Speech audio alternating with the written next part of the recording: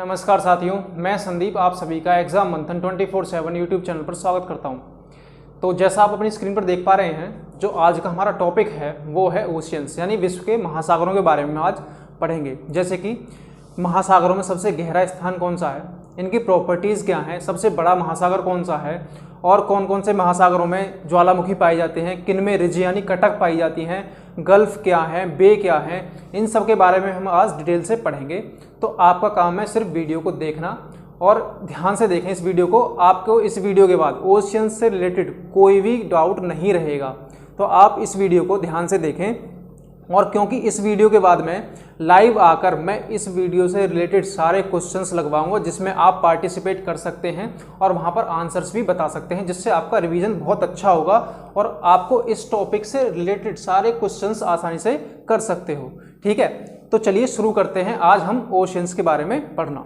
देखिए, आप सभी जानते हैं हमारी पृथ्वी पर जो जल है, हमारी पृथ्वी, जैसे ये हमारी पृथ्वी है, तो हमारी पृथ्वी पर 71% जो है वो है जल, यानी वाटर कितना है 71%, और बाकी बचा हुआ 29% पर क्या है, लैंड एरियाज यानी स्थल मंडल।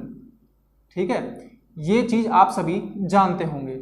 ये क्या हुआ कि जो 29% जो स्थल मंडल है, ये 29% पहले एक जगह इकट्ठा था, जिसे हम पैंथालासा बोलते थे, और इसे पेंजिया बोलते थे, और जो पानी का भाग है इसे हम पैंथालासा बोलते थे। ये एक जगह इकट्ठा था और धीरे धीरे प्लेट टेक्टोनिक मूवमेंट्स के कारण इसने फैलना शुरू किया, तो जिससे यहाँ पर हम महाद्वीपों का निर्माण हुआ और उसके बाद महासागरों का भी निर्माण हुआ। सबसे पहले एक ही वाटर बॉडी थी जिसे हम पैंथालासा बोलते थे। जब प्लेट टेक्टोनिक से मूवमेंट होना शुरू हुआ तो ये महासागरों में डिवाइड हो गए। इसके बारे में मैं डिटेल से, जो प्लेट मूवमेंट है इसके बारे में मैं एक वीडियो अलग से लेकर आऊंगा, जिसके बारे में आपको बताऊंगा कि प्लेट टेक्टोनिक थ्योरी क्या है और कैसे इन महासागरों का निर्माण हुआ और कैसे इन महाद्वीपों का भी निर्माण हुआ। लेकिन आप फिलहाल इस तरह समझ लीजिए, जब मूवमेंट करना शुरू हुआ, इनके नीचे प्लेट पाई जाती है, इन महाद्वीपों और महासागरों के नीचे प्लेट्स पाई जाती हैं जो मूवमेंट करती हैं, जिनके मूवमेंट से इन महाद्वीपों और महासागरों का निर्माण हुआ है। तो आपको ये चीज याद रखनी है कि महासागरों का निर्माण कैसे हुआ है, तो वो हुआ प्लेट टेक्टोनिक थ्योरी से, ना प्लेट टेक्टोनिक मूवमेंट से। तो आप सभी समझ गए होंगे 29% भाग पर क्या है स्थलमंडल और 71% भाग पर जो है वो है जल। अब हम ये चीज देखते हैं कि जो जल है हमारा, ये 71% भाग पर जो जल है वो किस तरह से डिवाइड है। देखिए, 71% का 97.5% जो पार्ट है वो खारा जल है, यानी लवणीय जल है, खारा जल।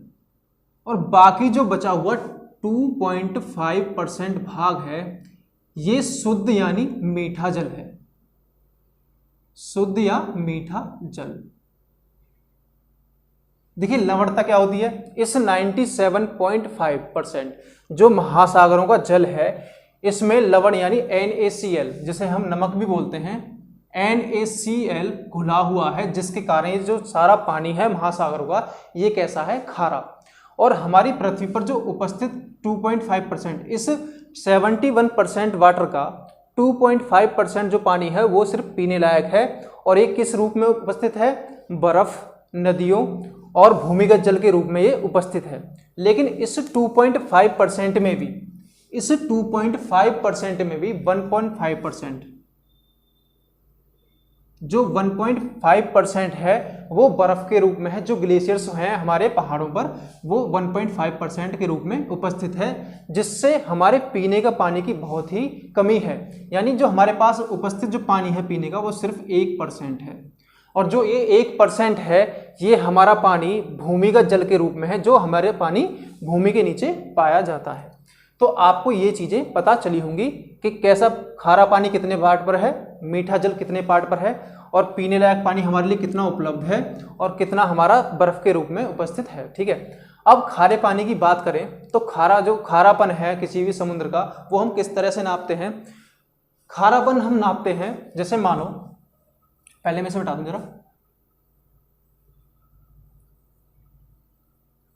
जैसे मैंने महासागरों में से पानी लिया, मैंने 1000 ग्राम पानी उठाया, इस महासागर में से मैंने 1000 ग्राम पानी उठाया, तो उसमें 1000 ग्राम में जो एवरेज सैलिनिटी है यानी कि जो लवणता है वो कितनी आती है 35 पर 1000 ग्राम।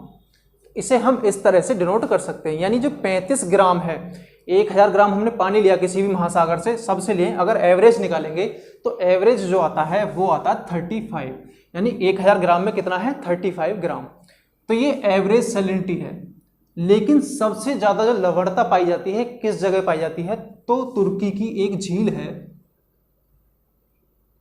तुर्की की वॉन लेक, यानी वॉन झील जो है, तुर्की की वॉन झील की जो लवणता है वो है लगभग 330 प्रति 1000 ग्राम। यानी 1000 ग्राम में अगर हम उस झील में से 1000 ग्राम पानी निकालें तो उसमें 330 ग्राम क्या मिलेगा हमें, लवण, यानी NaCl। तो ये सबसे खारी झील है हमारे यहाँ पर। और दूसरे नंबर पर आती है मृत सागर, दूसरे नंबर पर है मृत सागर। तो मृत सागर की जो लवणता है वो लगभग 238 प्रति 1000 ग्राम। यानी मृत सागर में से हम 1000 ग्राम जल निकालें तो उस जल में जो सैलिनिटी होगी यानी लवणता होगी, नमक जो घुला हुआ होगा, वो होगा 238 ग्राम। तो आप ये समझ पाए होंगे कि खारापन किस चीज का सबसे ज्यादा है। यानी अगर आपसे क्वेश्चन में पूछे कि विश्व की सबसे खारे पानी की झील कौन सी है, तो वो है तुर्की की वॉन लेक, ठीक है। और ये मृत सागर की कितनी है 238 प्रति 1000 ग्राम। अब हम जानते हैं धीरे धीरे इन महासागरों के बारे में। देखिए महासागर जो हैं मुख्य रूप से हमारे 5 महासागर हैं। कौन कौन से 5 महासागर हैं? नंबर 1 पैसिफिक ओशियन, यानी कि प्रशांत महासागर। ये हमारी पृथ्वी है, हमने माना तो ये जो पार्ट है आपका यहाँ का और यहाँ का ये पार्ट, ये पीछे अगर घूमकर मिलेगा तो यहाँ पर भी पैसिफिक ओशियन है और यही पैसिफिक ओशियन का पार्ट है, तो ये एक ही ओशियन होगा। Number 1 Pacific ocean. Number 2 Atlantic ocean. देखिए ये अटलांटिक ओशियन है यहाँ से यहाँ तक, और नीचे जो है ये है सदर्न ओशियन।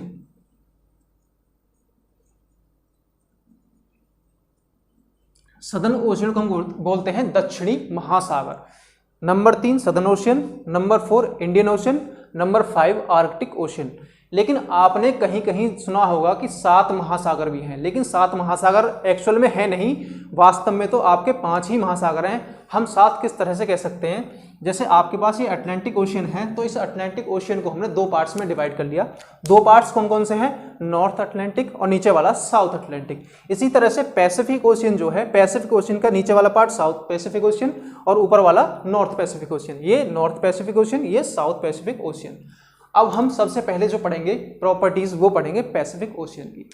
देखिए नंबर 1 पैसिफिक ओशियन जो है विश्व का सबसे बड़ा महासागर। नंबर 1 प्रॉपर्टी क्या हुई? सबसे बड़ा। जो आप सभी वीडियोस देख रहे हैं इन चीजों को साथ के साथ नोट करते चलें, जिससे आपको आगे कोई प्रॉब्लम ना हो। आप इन्हें एक बार रिवाइज कर लोगे तो सब चीजें आपको याद आ जाएंगी। नंबर 1 सबसे बड़ा महासागर, और इसका क्षेत्रफल कितना है? 16.5 वर्ग करोड़ किलोमीटर। नंबर 1 सबसे बड़ा, नंबर 2 इसका हमने एरिया बता दिया, क्षेत्रफल। नंबर 3 इसका साइज, जो इसका साइज है वो ट्रायंगुलर शेप यानी त्रिभुजाकार है, तो इसका जो आकार है लगभग त्रिभुजाकार है। तो इस तरह से इसकी कुछ 3 प्रॉपर्टी तो ये हो गई। नंबर 4 इसमें सबसे गहरी गर्त पाई जाती है। गर्त यानी सबसे गहरा स्थान जो है समुद्र का, इस महासागर का सबसे गहरा स्थान है, उसका नाम है मेरियाना ट्रेंच, मेरियाना गर्त। मेरियाना गर्त कहाँ पाई जाती है? इस पैसिफिक ओशियन में। तो वो लगभग यहाँ फिलीपींस के पास पर जो आपको ये पॉइंट दिख रहा है, तो ये मेरियाना गर्त यहाँ पर है। इस मेरियाना गर्त की जो गहराई है वो है लगभग 11.3 किलोमीटर, और आपको मीटर में याद रखनी हो तो ये आपकी है 11022 मीटर। तो आप इस तरह से किलोमीटर में भी याद रख सकते हैं 11.3 और 11022 मीटर। ये हो गई इसकी ट्रेंच। देखिए एक्चुअल में ट्रेंच होती क्या है मैं आपको वो भी समझा दूं। बहुत से स्टूडेंट ऐसे होंगे, देखिए 4 पॉइंट है, आप इन्हें स्क्रीनशॉट लेना चाहें तो स्क्रीनशॉट ले सकते हैं, और आप इन्हें नोट करना चाहें नोट कर सकते हैं। मैं इसे मिटा रहा हूँ, ठीक है, वीडियो पॉज करके आप इनका स्क्रीनशॉट ले लें। स्क्रीनशॉट लेना मैं अलग हट जाता हूँ।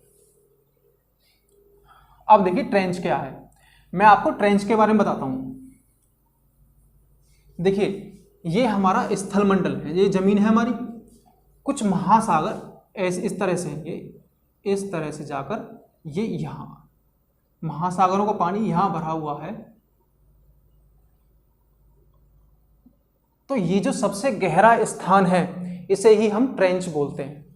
तो ये क्या कहलाती है, गर्त, और इंग्लिश में बोले तो ट्रेंच। तो आपको ट्रेंच समझ में आएगी, किसी भी महासागर में ट्रेंच क्या होती है। तो पैसिफिक ओशियन की सबसे गहरी जो ट्रेंच है वो है मेरियाना ट्रेंच।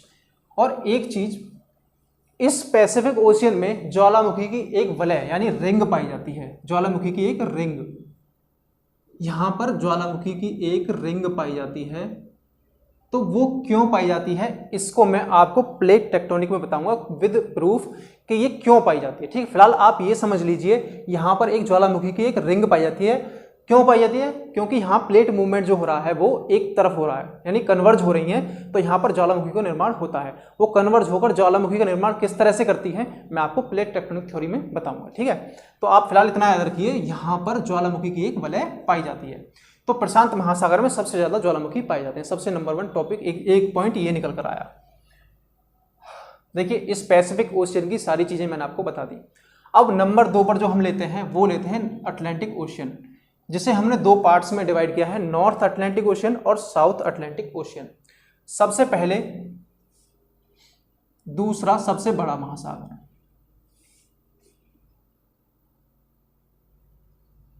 दूसरा सबसे बड़ा महासागर, ठीक है। नंबर 2 क्या है, इसका क्षेत्रफल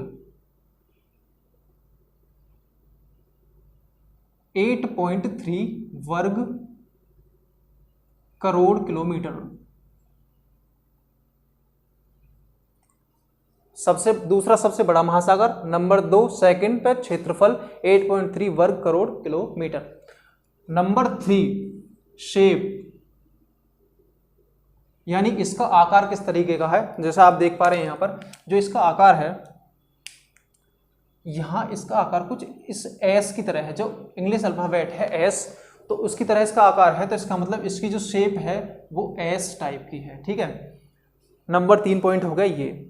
अब नंबर 4, इसमें इस महासागर में एक कटक यानी रिज पाया जाता है, जिसे हम बोलते हैं mid Atlantic ridge. Mid Atlantic ridge को हम डिनोट करें तो मिड अटलांटिक रिज जो है, रिज वो यहां पर है।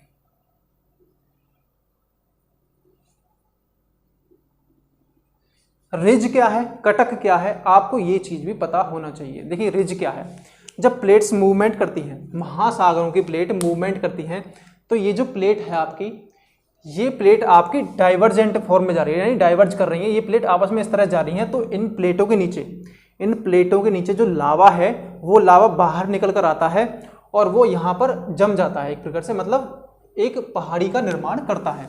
तो सीधी सीधी भाषा में अगर आप समझें इस चीज को, तो जो रिज होती है वो महासागरों में एक पहाड़ी होती है। रिज क्या होती है, महासागरों में एक पहाड़ी।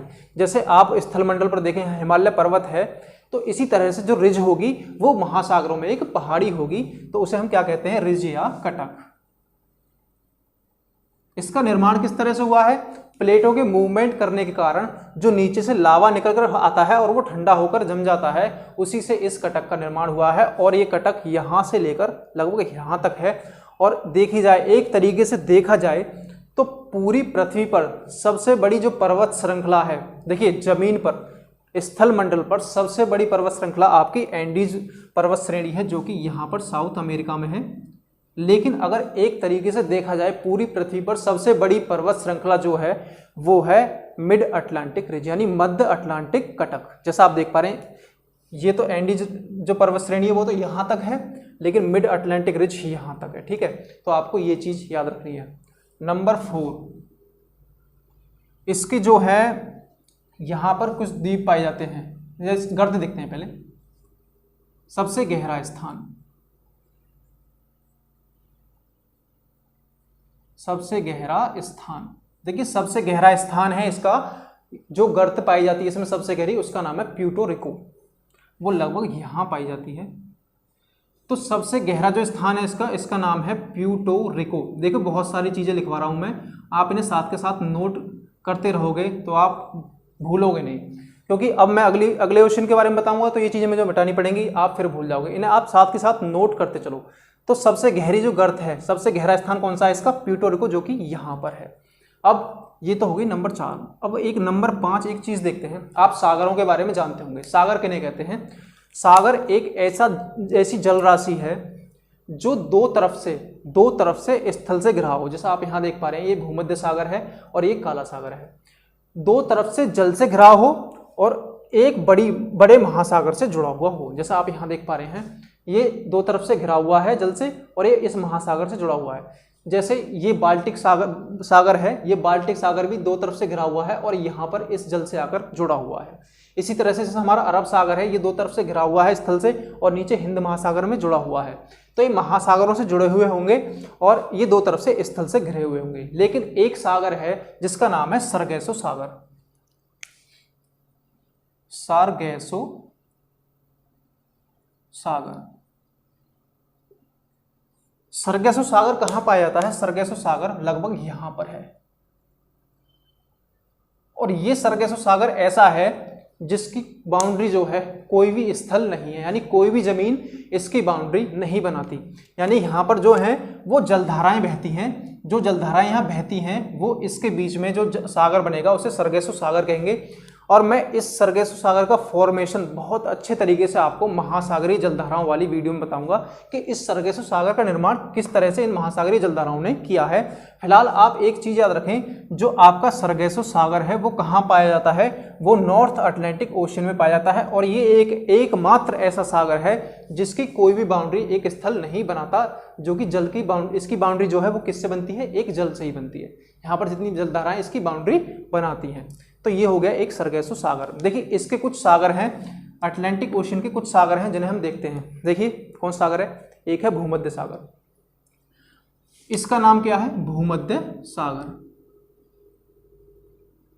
इसका एक और सागर है अटलांटिक ओशन का, ये है ब्लैक सी, यानी काला सागर। काला सागर और भूमध्य सागर ये दोनों आपस में जिस जल संधि से जुड़े हुए हैं उसका नाम है बोपोरस जल संधि। देखिए मैं इसे मिटाता हूं, थोड़ा सा जगह कम है। जो ये दोनों सागर ब्लैक सी एंड भूमध्य सागर जो है, ये दोनों जो जुड़े हुए हैं इस संधि से, उस संधि का नाम है बोपोरस जल संधि। तो ये चीज आपको याद रखनी है। और आप यहां देख पा रहे हैं ये कौन सा सागर है? ये है लाल सागर। लाल सागर का रंग लाल क्यों है? यहां पर एक लाइकेन पाई जाती है जिसकी वजह से इसका रंग जो है लाल है। जैसा आपने पानी में देखा होगा काई जम जाती है, काई जो होती है वो ग्रीन कलर की होती है, जिसकी वजह से हम पानी को देखते हैं तो हमें पानी एक ग्रीन कलर का दिखाई देता है। लेकिन उसी तरह से जो इसमें काई यानी लाइकेन जमती है वो लाइकेन रेड कलर की होती हैं, जिस वजह से इस सागर का नाम जो पड़ा है वो लाल सागर पड़ा है और इसका कलर हमें लाल कलर दिखाई देता है। अब एक चीज, ये भूमध्य सागर है और ये लाल सागर है। तो पहले जो था, पहले भूमध्य सागर इस लाल सागर से अलग था, लेकिन सन 1969 में यानी 1969 में यहां पर एक नहर का निर्माण किया गया जिसका नाम है स्वेज नहर, जो आप सभी जानते हैं विश्व की सबसे बड़ी नहर है। उस स्वेज नहर के द्वारा, जो स्वेज नहर है वो कहां पर है? यहां पर है। इस स्वेज नहर के द्वारा इस लाल सागर और भूमध्य सागर को जोड़ा गया, जिसका फायदा क्या हुआ? ये व्यापार के लिए बहुत ही लाभदायक रहा। जैसे यहाँ से यूरोप से कोई भी व्यापार हम करते थे तो घूमकर आना पड़ता था। अब फिलहाल क्या होता है, इस यूरोप से यहाँ अगर हम एशिया में व्यापार करना हो तो यहाँ व्यापार करने के लिए आप इस स्वेज नहर के द्वारा इस लाल सागर से होते हुए आप एशिया में आ सकते हैं, जिससे आपका बहुत ही सफर बचेगा, बहुत टाइम बचेगा। यहाँ बहुत टाइम कंज्यूम होता था, तो इस वजह से इस स्वेज नहर का निर्माण किया गया जिससे भूमध्य सागर और लाल सागर को जोड़ा गया। तो आपसे पेपर में एक क्वेश्चन पूछ सकता है, जो स्वेज नहर है वो किन दो सागरों को जोड़ती है? तो आपका आंसर होगा लाल सागर और भूमध्य सागर। देखिए आप जितनी चीजें जितनी भी चीज़ें आप मैप से पढ़ोगे बहुत इजीली समझ सकते हो और आप पेपर में उसे भूलोगे नहीं। तो आप ज़्यादा से ज़्यादा चीज़ें जो सीखोगे वो मैप से सीखने की कोशिश करो, जो आप आसानी से इन चीज़ों को कर सको। तो उम्मीद करता हूँ ये चीज़ जो मैंने सागरों वाली बताई आपके समझ में आई होगी। ये कौन सा है? बाल्टिक सागर। ये बाल्टिक सागर है, ये भूमध्य सागर है, ये ब्लैक सी है यानी काला सागर है, ये लाल सागर है। आप मैप उठा लीजिए, देखिए मैं आप कहूँगा एक एटलस ले लें, आप ऑक्सफोर्ड का एटलस ले लें, उसमें बहुत अच्छी तरीके से समझाया हुआ है। तो उस एटलस में आप इन चीज़ों को देखें जो आपके माइंड में फिक्स हो जाए। तो ये भूमध्य सागर, काला सागर, लाल सागर और बाल्टिक सागर, और ये नॉर्थ अटलांटिक सी ओशियन, ये साउथ अटलांटिक ओशियन। ठीक है, अब ये तो हो गया हमारा कंप्लीट। देखिए इसमें एक चीज़ और है, यहाँ पर कुछ द्वीप समूह पाए जाते हैं, यानी कुछ द्वीप पाए जाते हैं। द्वीप आप सभी जानते हैं, द्वीप क्या है? द्वीप एक ऐसा स्थल है जो चारों तरफ से पानी से घिरा हुआ होता है। यानी यहाँ पर ये एक पॉइंट मैंने देखा, जमीन है, ये जमीन इस तरह से निकली हुई है कि जो ये यहाँ पर चारों तरफ इसके पानी है और ये स्थल है, तो इसे ही हम द्वीप कहेंगे। तो यहाँ पर एक द्वीप समूह पाया जाता है, बहुत सारे द्वीप पाए जाते हैं, जिन द्वीप समूहों के मिलने से एक देश बनता है जिसका नाम है वेस्ट इंडीज, जिसको आपने नाम सुना भी होगा, वेस्ट इंडीज। यहाँ कैरिबियन द्वीप समूह है, उससे मिलकर क्या बनता है? West Indies. और देखिए सबसे बड़ा द्वीप, विश्व का सबसे बड़ा द्वीप भी जो है, यानी आइलैंड जो है, वो यहां पर स्थित है, इसका नाम है ग्रीनलैंड। ठीक है, तो जो विश्व का सबसे बड़ा द्वीप जो है वो ग्रीनलैंड है। और ग्रीनलैंड किस ओशियन में स्थित है? आप जैसा मैंने बताया, आप समझ पा रहे होंगे, ये कौन सा ओशियन है? Atlantic ocean. तो ये ग्रीनलैंड किस ओशियन में है? अटलांटिक ओशियन में। और इस ओशियन के फर्दर आगे दो पार्ट करें तो नॉर्थ अटलांटिक ओशियन में। ठीक है, सबसे बड़ा द्वीप ग्रीनलैंड, नॉर्थ अटलांटिक ओशियन में। ये हो गया हमारा अटलांटिक ओशियन। और सबसे बड़ी बात नंबर 1 जो हमने पढ़ी थी पैसिफिक ओशियन में, वहां पर ज्वालामुखी ज्यादा पाए जाते थे। इस ओशियन में, इस अटलांटिक ओशियन में कटक ज्यादा पाए जाते हैं, यानी कि रिज ज्यादा पाई जाती हैं, उसमें ज्वालामुखी, यहाँ कटक। ठीक है, अब नंबर 3 आपकी बारी आती है इंडियन ओशियन की। इंडियन ओशियन, इसके बारे में हम चीजें देखते हैं।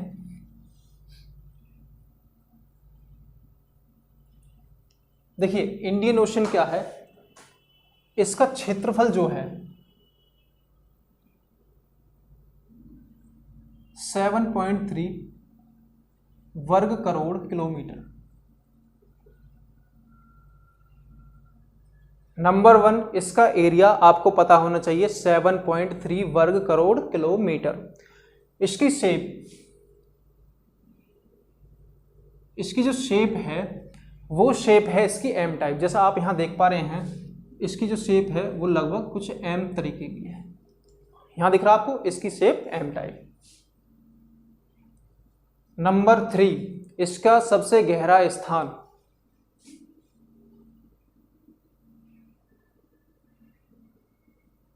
सबसे गहरा स्थान है सुंडा ट्रेंच। जिस ट्रेंच का नाम मैंने आपको बताया था, जो सबसे गहरा स्थान होता है महासागरों में उसे हम ट्रेंच बोलते हैं, वो कौन सी है? सुंडा ट्रेंच। वो लगभग यहां पाई जाती है।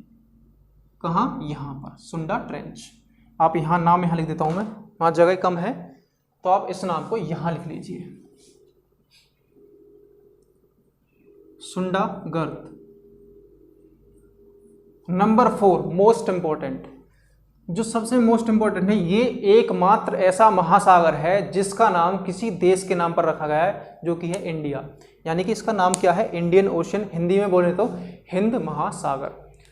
नंबर 5 इस महासागर में गर्त कम पाई जाती हैं, यानी कि जो गहरे स्थान, जैसे मैंने बताया था, मोरियाना ट्रेंच है, यहाँ सुंडा ट्रेंच है, लेकिन इसमें जो गर्त हैं वो कम पाई जाती हैं।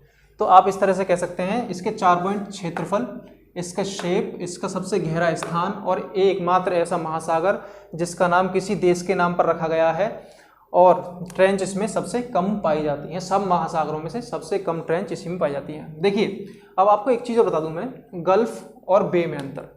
गल्फ क्या है? गल्फ एक ऐसी जल राशि है जो 3 तरफ से स्थल से घिरा हुआ है। बे भी एक ऐसी राशि है जो 3 तरफ से जल से घिरी हुई है। लेकिन अंतर क्या है? जो गल्फ है उसका जो मुंह होगा, माउथ होगा, वो बहुत ही पतला होगा। जैसा आप यहाँ देख पा रहे हैं, ये पर्शियन गल्फ है, इसका जो माउथ है ये बहुत पतला है। पतला होने के साथ ये लंबा होगा, ठीक है, इसकी गहराई अधिक होगी, तो इसका मतलब यहाँ तक गहरा है, तो ये क्या होगी? गल्फ। अब आपसे बे के बारे में पूछे तो बे का मतलब क्या है, वो भी तीन तरफ से जल से स्थल से घिरा हुआ होगा, लेकिन उसका मुंह जो होगा वो खुला हुआ होगा, ज़्यादा चौड़ा होगा और उसकी गहराई भी कम होगी। जैसा आप इस बे ऑफ बंगाल को देख पा रहे हैं, जो इसका मुंह है ज़्यादा खुला हुआ है और इसकी गहराई भी अपेक्षाकृत कम है इसके मुंह की अपेक्षा। ठीक है, तो आप गल्फ यानी खाड़ी, बे और बे में भी अंतर समझ गए होंगे। तो ये होगा गल्फ और बे में अंतर। जैसे आप यहाँ देख पा रहे हैं गल्फ ऑफ मैक्सिको, ठीक है, इसका मुंह संकरा है और ये अंदर तक गहरा है। ये हडसन बे, ये बे क्यों है, इसका मुंह ज़्यादा खुला हुआ है और ये कम गहरी हुई है। ये चीज़ें आपको कनेक्ट करनी है, आप इन चीज़ों को मैप से समझ सकते हैं कहाँ पर बे है और कहाँ पर गल्फ है। ठीक है, नंबर 3 ये हो गया। अब नंबर 4 देखते हैं हम, सदर्न ओशियन यानी कि दक्षिणी महासागर। दक्षिणी महासागर जो है ये हिंद महासागर के इधर दक्षिण में है और अटलांटिक ओशियन के भी दक्षिण में है। ये ठंडा महासागर है एक प्रकार से, लेकिन सबसे ठंडा नहीं है, ठंडा महासागर है और यहाँ पर बर्फ ज़्यादा पाई जाती है। क्या पाई जाती है, बर्फ ज़्यादा पाई जाती है और इसकी जो आकृति है वो ओ टाइप की है। ये जो है नीचे आप देखते होंगे पृथ्वी है हमारी, पृथ्वी गोल है। अगर हम इसे नीचे से देखें, पृथ्वी को नीचे की तरफ से देखें तो अंटार्कटिका महाद्वीप नीचे है, तो अंटार्कटिका महाद्वीप कुछ इस तरीके से और ये जो महासागर है इस तरह से यहाँ पाया जाता है। तो इसका मतलब इसकी जो शेप होगी वो ओ टाइप होगी, अल्फाबेट क्या होगा, अंग्रेजी अल्फाबेट के ओ टाइप की शेप होगी। ठीक है, और इसके नीचे कौन सा महाद्वीप पाया जाता है, अंटार्कटिका महाद्वीप। देखिए 7 महाद्वीप होते हैं, Asia, Europe, Australia, Antarctica, Africa, south America और नॉर्थ अमेरिका, ये 7 महाद्वीप हैं और 5 जो महासागर है मैं उनके बारे में आपको आज पढ़ा ही रहा हूँ। ठीक है, अब सदर्न ओशियन हो गया। सदर्न ओशियन के बाद आते हैं हम अब आर्कटिक ओशियन। जैसा आपको सबसे ऊपर दिख रहा है, नॉर्थ पोल पर कौन सा ओशियन है, आर्कटिक ओशियन। आर्कटिक ओशियन विश्व का सबसे छोटा महासागर। आर्कटिक ओशियन विश्व का सबसे छोटा महासागर। और चलो मैं लिख के बताता हूँ, आप भूल जाओ कभी, इस चीज को मैं लिख देता हूं, आप साथ के साथ नोट करते हुए चलें। नंबर 1 सबसे छोटा,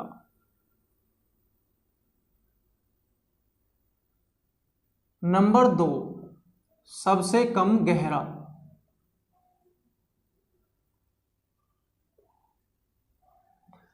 नंबर 2 सबसे कम गहरा, नंबर 3 सबसे ठंडा। इस आर्कटिक ओशियन की क्या खासियत है, सबसे छोटा महासागर, सबसे कम गहरा महासागर, सबसे ठंडा महासागर, और इस महासागर में हमेशा बर्फ जमी रहती है। क्या रहती है, बर्फ जमी हुई रहती है। आपसे एक चीज भी पूछ सकता है कि श्वेत सागर यानी कि व्हाइट सी कहाँ पाया जाता है, व्हाइट सी भी इसी आर्कटिक ओशियन में पाया जाता है और वो सी लगभग व्हाइट सी यहाँ पर है। ये कौन सा है, व्हाइट यानी श्वेत सागर, व्हाइट सी।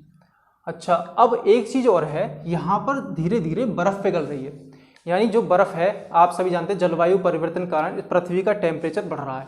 टेम्परेचर बढ़ने से जो इसकी बर्फ है उसने पिघलना शुरू कर दिया है और जिसके पिघलने के कारण यहाँ पर लाइकेन्स उत्पन्न हो रही है, यानी लाइकेन की उत्पत्ति हो रही है। तो इसी घटना को, बर्फ पिघलने के बाद यहाँ पर लाइकेन उगने को हम आर्कटिक ग्रीनिंग कहते हैं। यहाँ पर यानी इसका हरितकरण हो रहा है, यानी यहाँ पर ग्रीनिंग हो रही है, तो इस वजह से हम इसे क्या बोलते हैं, आर्कटिक ग्रीनिंग। तो इसके बारे में आपने क्या जाना आर्कटिक ओशन के बारे में, सबसे छोटा महासागर, सबसे कम गहरा महासागर, सबसे ठंडा महासागर, और यहाँ पर बर्फ जमी रहती है और बर्फ अब धीरे धीरे यहाँ पर पिघल रही है, किसके कारण, जलवायु परिवर्तन या फिर ग्लोबल वार्मिंग के कारण। और उसके पिघलने से, बर्फ के पिघलने से यहाँ पर लाइकेन्स उत्पन्न हो रही हैं और उसी को हम, इस घटना को क्या नाम देते हैं, आर्कटिक ग्रीनिंग। तो आपको ये चीज़ें याद रखनी है। देखिए मैं थोड़ा सा हल्का सा रिवाइज कर देता हूँ जिससे आपको जल्दी से एक बार और रिवीजन अच्छा सा हो जाए। सबसे पहले पैसिफिक ओशन। पैसिफिक ओशन सबसे बड़ा महासागर, क्षेत्रफल मैंने आपको बता ही दिया 16.5। सबसे गहरा स्थान मोरियाना गर्त, ज्वालामुखी की एक वलय पाई जाती है, most important. Number 2 Atlantic ocean, 2 parts में, नॉर्थ अटलांटिक, साउथ अटलांटिक। सबसे बड़ा द्वीप इसी में पाया जाता है, यहाँ पर कैरिबियन द्वीप समूह पाया जाता है। सरगेसु सागर इसी में पाया जाता है और इसमें ही सबसे बड़ी कटक, विश्व की सबसे बड़ी कटक यानी रिज, जो समुद्र के अंदर स्थित पहाड़ियाँ होती हैं उन्हें हम क्या बोलते हैं, रिज या कटक। सबसे बड़ी कटक कहाँ पाई जाती है, नॉर्थ और साउथ दोनों अटलांटिक ओशियंस में पाई जाती है। नंबर 2। नंबर 3 हमने पढ़ाया था सदर्न ओशियन, ठंडा महासागर। ये भी ठंडा है लेकिन इसके मुकाबले कम ठंडा। सबसे ठंडा कौन सा? Arctic ocean. यहाँ बर्फ जमी रहती है, इसकी शेप ओ शेप। ठीक है, अब आई बारी इंडियन ओशियन यानी हिंद महासागर की। हिंद महासागर की जो शेप है वो क्या है? M shape. और ये किसी देश के नाम पर इसका नाम होने वाला पहला महासागर है, एकमात्र महासागर ऐसा जिसका किसी देश के नाम पर नाम पड़ा हुआ है। इसका क्षेत्रफल मैंने आपको बताया 7.3 वर्ग करोड़ किलोमीटर। इसके सबसे गहरा स्थान सुंडा ट्रेंच। ठीक है, ये चीजें आपको याद रखनी है। इसमें गर्त कम पाई जाती है। नंबर 5 आर्कटिक ओशियन, सबसे छोटा, सबसे कम गहरा, सबसे ठंडा, बर्फ अधिक, बर्फ पिघल रही है ग्लोबल वार्मिंग के कारण, और पिघलने के कारण यहाँ पर लाइकेन उत्पन्न हो रहे हैं। लाइकेन उत्पन्न होने की इस घटना को क्या कहते हैं? Arctic grinning. लेकिन एक चीज़ और आप समझ लें, मैंने आपको बता दिया पैसिफिक ओशियन में, लेकिन यहाँ ऑस्ट्रेलिया महाद्वीप के ईस्ट में यहाँ पर एक ग्रेट बैरियर रीफ पाई जाती है, यानी कि यहाँ लाइकेन मूंगा चट्टानें पाई जाती हैं। मूंगा क्या है? मूंगा एक ऐसा जीव है जिसके ऊपर एक कैल्शियम का कवर होता है। जब वो मरता है मूंगा जीव, जैसे यहाँ समझे आप, ये कोई मूंगा जीव है, इसके ऊपर कैल्शियम का कवर पाया जाता है। ये जब मरता है तो दूसरा मूंगा जीव जो जन्म लेता है वो इसके ऊपर लेता है। ये मरेगा तो एक और जन्म लेगा, ये मरेगा एक और जन्म लेगा। इसी तरह से ये जमते जमते एक चट्टान नुमा संरचना बना देते हैं, और कभी कभी ये ऊपर जल से ऊपर निकल आते हैं, तो इन्हें हम क्या बोलते हैं? मूंगा द्वीप या मूंगा चट्टानें। और पानी के अंदर रहती है तो इन्हें हम बोलते हैं रीफ। यानी ये यहाँ पर ग्रेट बैरियर रीफ सबसे अधिक पाई जाती है। कहाँ पर? सबसे बड़ी रीफ कौन सी है? ग्रेट बैरियर रीफ ऑस्ट्रेलिया के ईस्टर्न कोस्ट पर, यानी समुद्री इसके पूर्वी तट पर पाई जाती है ग्रेट बैरियर रीफ। और हुआ क्या है, हाल ही में ग्लोबल वार्मिंग के कारण ये ग्रेट बैरियर रीफ जो है इसका क्षरण होना शुरू हो गया है। इसके क्षरण होने से हमें नुकसान है या फायदा है? ये चीज़ आप सोचकर बताइए। देखिए, इसके क्षरण होने से हमें नुकसान है। जो प्रकाश संश्लेषण की क्रिया होती है, प्रकाश संश्लेषण की क्रिया सबसे अधिक महासागरों में होती है, और उसके द्वारा विश्व की 91% ऑक्सीजन, विश्व की 91% ऑक्सीजन इन्हीं प्रकाश संश्लेषण जो महासागरों में होता है उसी से ऑक्सीजन निकलती है। और ये लाइकेन सबसे ज़्यादा, ये मूंगा, जितने भी लाइकेन मूंगा द्वीप हैं, ये सब समुद्र की वनस्पतियाँ हैं। ये अगर ख़त्म होंगी तो ये ऑक्सीजन का प्रोडक्शन नहीं कर पाएंगी। ऑक्सीजन कम प्रोड्यूस होगी तो आगे आने वाले टाइम में समस्याएं उत्पन्न हो सकती हैं। ठीक है, तो आपको ये चीज़ पता होनी चाहिए। ग्रेट बैरियर रीफ कहाँ पर है? पैसिफिक ओशियन में। कहाँ पर है? पैसिफिक ओशियन में, और ऑस्ट्रेलिया के ईस्टर्न कोस्ट यानी पूर्वी तट पर पाई जाती है। तो ये कुछ चीज़ें ऐसी थी जो मैंने आपको महासागरों के बारे में बताई है। ठीक है, तो हम आज जो चर्चा करेंगे वो महासागरीय जलधाराओं पर चर्चा करेंगे।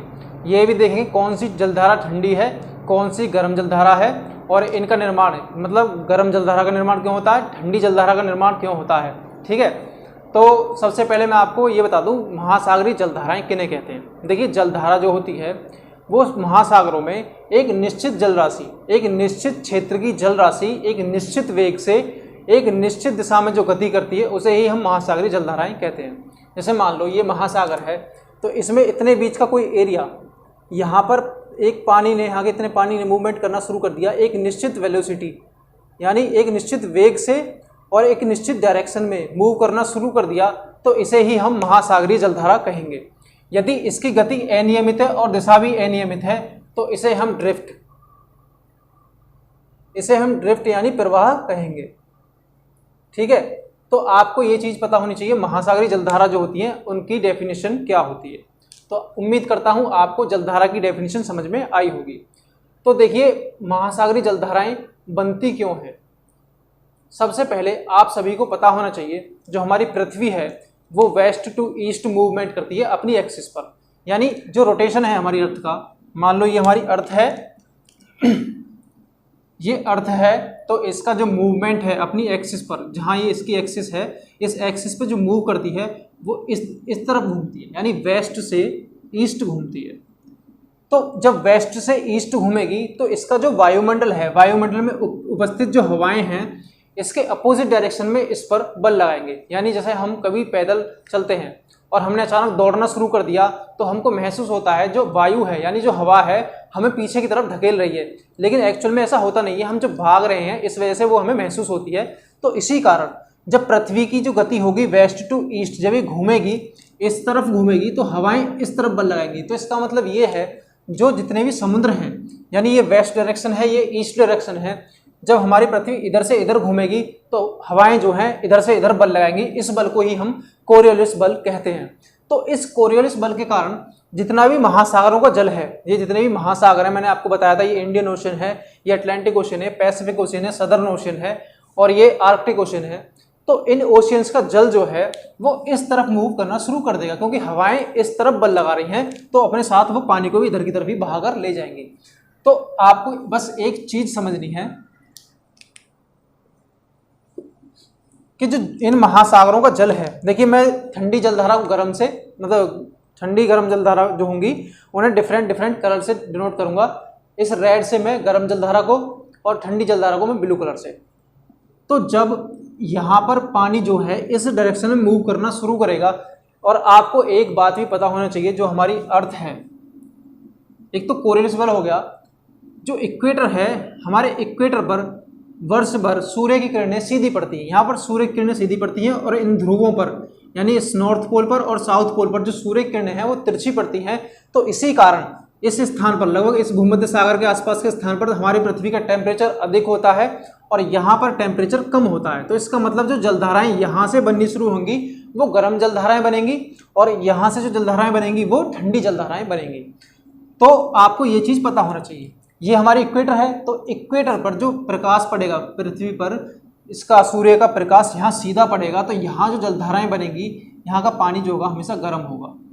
देखिए इधर मूवमेंट करना ये शुरू कर देगी। तो ये जो जलधारा बनी, इसे हम देखिए यहाँ विषुवत है, विषुवत रेखा है, और यहाँ पर नॉर्थ और यहाँ पर साउथ, ये नदर्न हेमिस्फीयर, ये सदर्न हेमिस्फीयर, यानी उत्तरी गोलार्ध और दक्षिणी गोलार्ध। तो उसी के नाम पर हमने इन्हें नाम दे दिया, इसे दिया दक्षिणी विषुवतीय जलधारा, क्योंकि ये जलधारा जो है वो इस इक्वेटर के नीचे यानी दक्षिण में है। तो विषुवत रेखा के दक्षिण में, तो इसी वजह से हमने दक्षिण विषुवतीय जलधारा इसे नाम दिया। तो इसी तरह से जो इसके ऊपर वाली जलधारा है, इसका नाम जो होगा ये हो जाएगा उत्तरी विषुवतीय जलधारा। ठीक है, आपको दक्षिणी विषुवतीय जलधारा यहाँ पर, और यहाँ पर भी उत्तरी विषुवतीय जलधारा। इसी तरह से यहाँ पर भी इसका यही नाम होगा, और इसका उत्तरी विषुवतीय जलधारा, इसका दक्षिणी विषुवतीय जलधारा, क्योंकि ये विषुवत के नीचे बह रही है।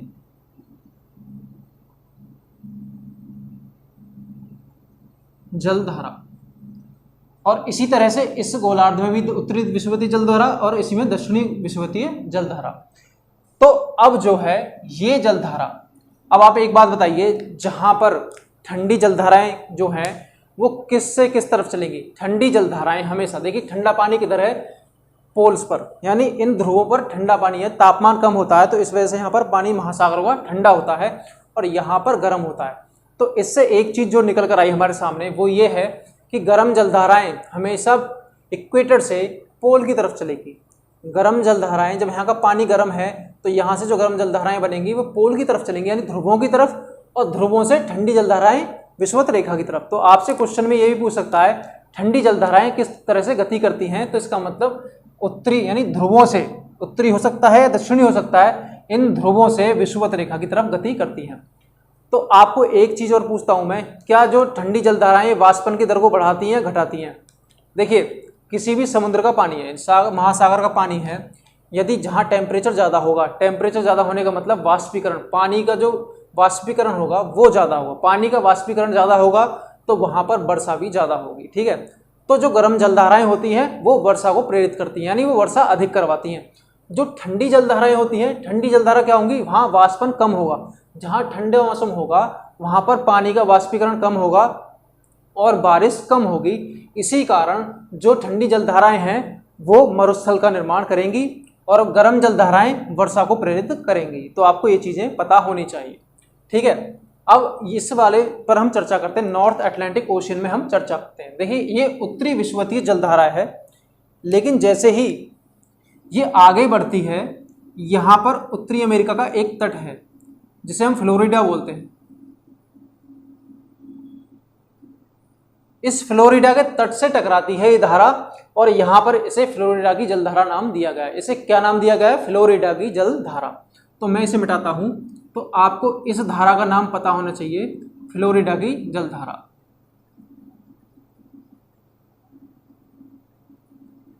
और ये कैसी होगी? गर्म जलधारा। क्यों होगी? क्योंकि विषुवत की तरफ से इधर की तरफ बह रही है, यहां पर जो पानी होगा वो गर्म होगा, इस वजह से जलधारा कैसी होगी? गर्म जलधारा। अब इसी जलधारा ने आगे बढ़ना शुरू किया तो इसी का नाम पड़ गया गल्फ स्ट्रीम की जलधारा, यानी इसे हमने गल्फ स्ट्रीम नाम दे दिया। ये भी गर्म जलधारा होगी, ठीक है। अब यहां पर एक सी है, यहां एक सागर है जिसे हम बोलते हैं लेब्राडोर सी। इस सी का नाम क्या है? लेब्राडोर सी, यानी लेब्राडोर सागर। इस सागर से एक जलधारा निकलकर आएगी, उसे हम बोलेंगे लेब्राडोर की जलधारा। तो इस जलधारा का नाम क्या हुआ? मैं यहां लिख दूं लेब्राडोर जलधारा।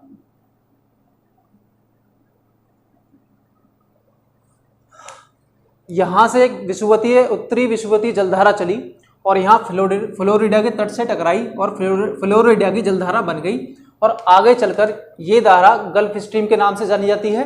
और ऊपर से एक लेब्राडोर सी है, यहाँ से जो एक जलधारा आकर इससे टकराती है तो यहाँ पर ये कौन सी धारा आती है? लेब्राडोर की जलधारा। और जहाँ पर ये टकराती हैं, देखिए एक गर्म जलधारा और एक ठंडी जलधारा जहाँ टकराएंगी तो क्या होगा?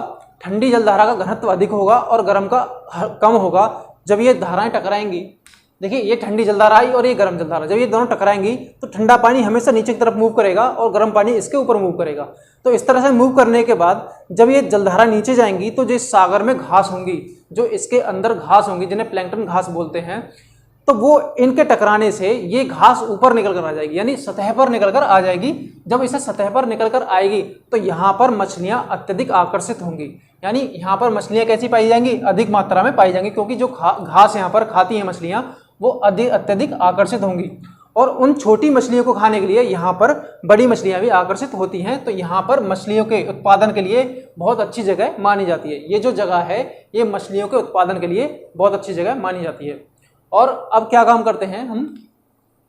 जब ये दोनों जलधाराएं टकराएं तो यहाँ पर एक ड्रिफ्ट यानी प्रवाह का निर्माण होगा और ये इस तरह से आगे बढ़ती हुई चली जाएंगी। और जब इस तट से टकराएंगी यहाँ पर, तो एक जलधारा जब टकराएगी तो यहाँ से एक जलधारा का निर्माण होगा जिसका नाम हम देंगे केनारी की जलधारा। यानी आपको जो ये नाम है क्या पता होना चाहिए? केनारी, केनारी जलधारा। अब आप देखिए, मैंने आपको ओशियंस में, महासागरों में एक सरगेसो सागर बताया था, और मैंने बताया था आपको वो एकमात्र ऐसा सागर है जो चारों तरफ से, यानी दो तरफ से किसी भी स्थल से घिरा हुआ नहीं हो। देखिए सागर क्या होता है? दो तरफ से स्थल से घिरा हुआ और एक बड़े महासागर में जुड़ा हुआ। तो यहाँ जो एक साइकिल बन रही है, मैं आपको यहाँ नाम मिटाकर दिखाता हूं। देखिए, तो यहाँ जो एक साइकिल बन रही है तो इसके बीच का जो पूरा स्थान होगा इसी को हम सरगेसो सागर नाम देंगे। तो मैंने आपको बताया था, मैं अगली वीडियो में आपको बताऊंगा सरगेसो सागर कैसे बना और हमें इसे क्यों सरगेसो सागर कहते हैं, इसका भी बताऊंगा। सरगेसो जो नाम है, सरगेसो सागर, सरगेसो सागर, इसका नाम पुर्तगाल में एक पाई जाने वाली घास जिसका नाम है सरगेसम। क्या नाम है? सरगेसम। इस घास के नाम पर पड़ा है और क्या नाम है? सरगेसो सागर। ये पुर्तगाल में पाई जाती घास और इसका कलर कैसा होता है? ब्राउन, यानी भूरे कलर की घास होती है। ऐसा नहीं है कि ये घास जो यहाँ पर इस सरगेसो सागर में पाई जाएगी वो पुर्तगाल में पाई जाएगी, ऐसा नहीं है। बस इतना है कि सरगेसम नाम के आधार पर वहां पर एक घास पाई जाती है, उस घास के नाम पर इस सागर का नाम सरगेसो सागर नाम रखा गया है। यहाँ पर घास की अधिकता होती है, ठीक है। तो आपको ये चीज समझ में आई होगी कि मैंने सरगेसो सागर जो बताया था पिछली वीडियो में, ये आप समझ गए होंगे। इसका स्थल कोई क्यों नहीं है, ठीक है। इसका निर्माण जो होता है महासागरीय जलधाराओं के द्वारा होता है। सरगेसो सागर का निर्माण महासागरीय जलधाराओं के द्वारा होता है, ठीक है। अब ये आपको नाम बताता हूं दोबारा। देखिए, इसे थोड़ा सा रिवाइज कर दूं। ये नॉर्थ इक्वेटोरियल करंट यानी उत्तरी विषुवतीय महासागरीय जलधारा। अब यहां से आगे बढ़ी तो ये फ्लोरिडा की जलधारा बनी और इसे आगे चलकर गल्फ स्ट्रीम के नाम से जाना गया। और ऊपर से एक लेब्राडोर सागर से एक धारा निकलकर आई जिसे हम बोलते हैं लेब्राडोर की जलधारा। और जहाँ पर ये दोनों टकराई, जहाँ पर ये मिली, वहाँ पर घास का उत्पादन अधिक होता है, इस वजह से यहाँ पर मछलियाँ अधिक मात्रा में पाई जाती हैं और ये स्थान मछलियों के उत्पादन के लिए बहुत ही उपयुक्त माना जाता है। और यहाँ पर ये टकराई, यहाँ से एक ड्रिफ्ट यानी प्रवाह का निर्माण हुआ और ये यहाँ तक पहुँचा और यहाँ पर एक जलधारा का फिर निर्माण हुआ जो इस तत्व से टकराई और ये ठंडी जलधारा होगी। ठंडी क्यों होगी? क्योंकि ये ऊपर ठंडे स्थान से नीचे गर्म स्थान की तरफ आ रही है, तो इस वजह से ठंडी जलधारा होगी और इसका नाम होगा केनारी जलधारा। केनारी जलधारा, ठीक है, ये हो गई केनारी जलधारा। अब एक जलधारा यहां से ऊपर की तरफ जाएगी, एक जलधारा ऊपर की तरफ गई। अब ये जलधारा गर्म जलधारा होगी और इसका नाम होगा नॉर्वेजियन जलधारा। गर्म जलधारा को हम रेड कलर से डिनोट करेंगे और ये हो जाएगी नॉर्वेजियन।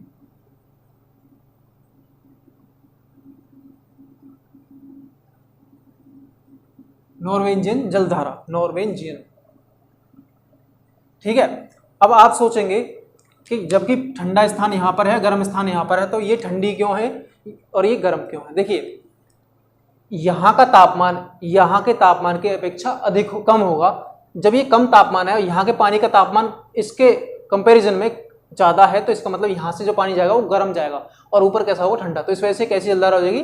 गर्म जलधारा, ठीक है। अब एक चीज़ आप याद रखो, जो गल्फ स्ट्रीम है, इस गल्फ स्ट्रीम के कारण जब ये धारा यहाँ से आगे बढ़ती है तो इस गल्फ स्ट्रीम के कारण ही इस यूरोप का तापमान, जब इसका पानी यहाँ पर जाएगा गर्म पानी, तो यहाँ पर जो यूरोप है यहाँ पर ठंडा स्थान पाए जाते हैं, ज़्यादातर यहाँ पर ठंड पड़ती है, तो इस गल्फ स्ट्रीम के कारण ही यहाँ पर तापमान हल्का सा बढ़ जाता है और मौसम एक सुहाना सा बन जाता है। इसी वजह से इस गल्फ स्ट्रीम को हम यूरोप का गर्म कंबल कहते हैं, यानी हल्का सा यहाँ पर तापमान बढ़ा देती है, इसलिए इस गल्फ स्ट्रीम को यूरोप का गर्म कंबल कहते हैं, ठीक है। तो आपको एक मुख्य धाराएं पता चल गई होंगी। अब यहाँ से आपको आसानी से याद हो सकता है, फ्लोरिडा की तरफ से टकराई फ्लोरिडा की जलधारा, गल्फ स्ट्रीम, लेब्राडोर, कैनारी और नॉर्वेजियन। अब हम देखते हैं दक्षिण विषुवतीय जलधारा के बारे में। ये दक्षिण विषुवतीय जलधारा जब आगे बढ़ेगी, एक बहुत बड़े बीच क्षेत्रफल में चलती हैं ये जलधाराएं, जब यहाँ से आगे बढ़ेगी तो ये ब्राज़ील के तट से, देखिए यहाँ पर एक देश पाया जाता है, यहाँ पर देश पाया गया जाता, एक देश है जिसे हम ब्राज़ील बोलते हैं। जब ये ब्राज़ील के तट से टकराएगी तो इसे हम बोलेंगे ब्राज़ील की जलधारा, ठीक है। तो यहाँ पर जो जलधारा पाई जाएगी वो ब्राज़ील की जलधारा होगी और कैसी होगी? गरम। गरम क्यों? क्योंकि विषुवत रेखा की तरफ से आ रही है और यहाँ पर तापमान अधिक होता है, यहाँ का तापमान कम होता है, तो इस वजह से ये कैसी जलधारा होगी? गरम जलधारा। तो ये ब्राज़ील की जलधारा हो जाएगी। ये साउथ इक्वेटोरियल करंट है, ठीक है। अब यहाँ पर एक द्वीप पाया जाता है, दक्षिणी अमेरिका के यहाँ तट पर एक द्वीप पाया जाता है जिसका नाम है फॉकलैंड।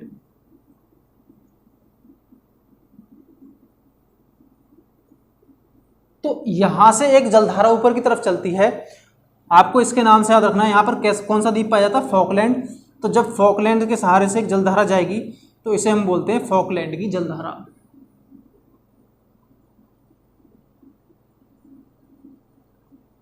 ठीक है। ये हो गई फॉकलैंड की जलधारा। अब यहां पर ड्रिफ्ट चलती है। अब ऐसा होता है, अब जैसे ही आगे हम चलते हैं तो यहां से एक जलधारा फिर जाती है और ये कहाँ जाएगी? ये ठंडी जलधारा होगी, क्योंकि ये पोल की तरफ से विषुवत रेखा की तरफ जा रही है, यानी ध्रुवों की तरफ से विषुवत रेखा की तरफ जा रही है। तो ये कैसी ठंडी जलधारा होगी और इसका जो नाम है वो है बेंगुला की जलधारा। बेंगुला की जलधारा कैसी जलधारा होगी?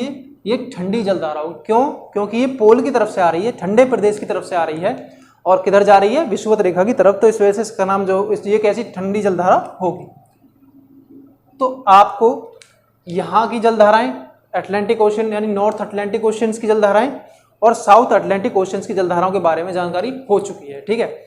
और उम्मीद करता हूँ अच्छे से चीज़ समझ में आई होगी। यहाँ से जो चलेंगी गर्म और यहाँ से जो आएंगी ठंडी, और आपको इनका नाम आसानी से याद हो सकता है। अब हम देखते हैं हिंद महासागर यानी इंडियन ओशन में। देखिए दक्षिण विषुवतीय जलधारा, इसे हम इंग्लिश में क्या बोल सकते हैं? South equatorial current. ये है साउथ इक्वेटोरियल करंट। अब यहां से जब ये जलधारा आगे बढ़ती है तो एक चीज देखें आप, यहां पर एक अफ्रीका का द्वीप है मेडागास्कर। कौन सा द्वीप है ये? मेडागास्कर। तो मेडागास्कर के पास जब ये जलधारा पहुंचेंगी तो ये जलधारा कैसी होंगी? गर्म जलधारा, क्योंकि विषुवत की तरफ से आ रही है, विषुवत रेखा की तरफ से आ रही है। तो ये जलधारा दो पार्ट्स में डिवाइड हो जाएगी, एक पार्ट जो इस मेडागास्कर के पश्चिम में चला जाएगा और एक पार्ट मेडागास्कर के पूर्व की तरफ चला जाएगा। ठीक है, तो इनके दोनों के अलग अलग नाम हैं। इन दोनों का नाम क्या होगा? देखिए, इसका नाम होगा मोजाम्बिक जलधारा, मोजाम्बिक जलधारा, और इस वाली का नाम हो जाएगा अगुलहास की जलधारा, यानी इसका नाम है अगुलहास जलधारा।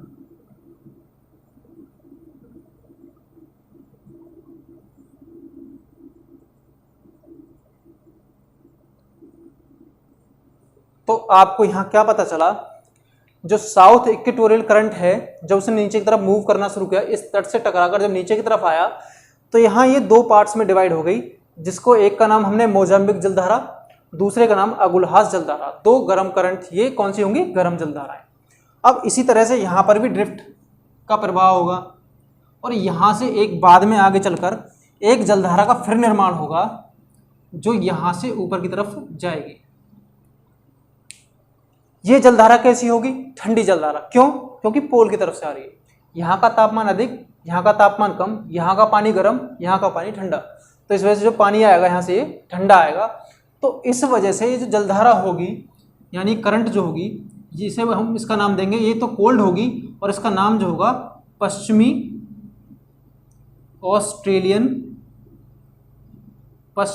ऑस्ट्रेलियन जलधारा। ठीक है, हिंद महासागर की तीनों जलधाराएं आपको समझ में आ गई होंगी। ऊपर से एक करंट चली साउथ इक्वेटोरियल करंट, जब ये नीचे की तरफ आएगी तो दो पार्ट्स में डिवाइड हो जाएगी, एक तो मोजाम्बिक जलधारा और एक अगुलहास की जलधारा। दोनों कैसी होंगी? गर्म, यानी हॉट करंट्स होंगी। और ये नीचे एक ड्रिफ्ट बह रही है और बाद में आगे चलकर यहाँ पर एक ठंडी जलधारा का निर्माण होगा जो विषुवत रेखा की तरफ गति करेगी और इसका नाम होगा पश्चिमी ऑस्ट्रेलियन जलधारा, यानी वेस्ट ऑस्ट्रेलियन करंट। तो आपको ये जलधाराएं पता चल गई होंगी, ठंडी कौन सी है, गर्म कौन सी है। आप यदि मैप के द्वारा सीखेंगे तो आप जल्दी और आसानी से सीख सकते हैं। यदि आप इन चीज़ों को रटोगे, मैंने आपको चार, ये 1 2 3 4 5 ये हैं, 3 ये हैं, 8 और 3 11, अगर इन 11 को लिख कर दे दूं और इनके सामने लिख दूं आपसे कि ये गर्म है और ये ठंडी जलधारा है, तो आप इनको आसानी से याद नहीं कर पाओगे, 2 दिन बाद फिर भूल जाओगे। लेकिन अगर यदि आप मैप से याद रखोगे, जैसे यहाँ पर है, ये करंट यहाँ से चली और फ्लोरिडा के तट से टकराई, तो जब यहाँ फ्लोरिडा है तो इसका मतलब फ्लोरिडा की जलधारा बनी। और यहाँ कैसी बनेगी? गर्म, क्योंकि ये पानी कैसा है? गर्म। ऊपर जाकर गल्फ स्ट्रीम, लेब्राडोर का पानी ठंडा है तो नीचे आएगा तो ये ठंडी जलधारा। नॉर्वेजियन ऊपर की तरफ गर्म, नीचे कैनारी ठंडी जलधारा। इसी तरह से ब्राजील की जलधारा, ब्राजील कहाँ? इक्वेटर के पास में, तो इक्वेटर के पास में जो जलधारा बनेगी ब्राजील की जलधारा, ये गर्म जलधारा बनेगी। फॉकलैंड कहाँ पर है? नीचे पोल्स की तरफ, तो यहाँ पर ठंडी जलधारा बनेगी। इसी तरह से बेंगुला की जलधारा जो नीचे से आती है तो ये कैसी बनेगी? ठंडी। इसी तरह से दोनों गर्म और ये ठंडी। तो आपको ये समझ में आ गई होंगी कि गर्म और ठंडी जलधारा का निर्माण क्यों होता है। यहाँ पर जलधारा का निर्माण नहीं होता, यहाँ पर मानसून का प्रभाव होता है, इस वजह से यहाँ पर जलधारा का निर्माण नहीं होता। ठीक है, अब हम देखते हैं पैसिफिक ओशियन यानी प्रशांत महासागर की जलधाराओं के बारे में।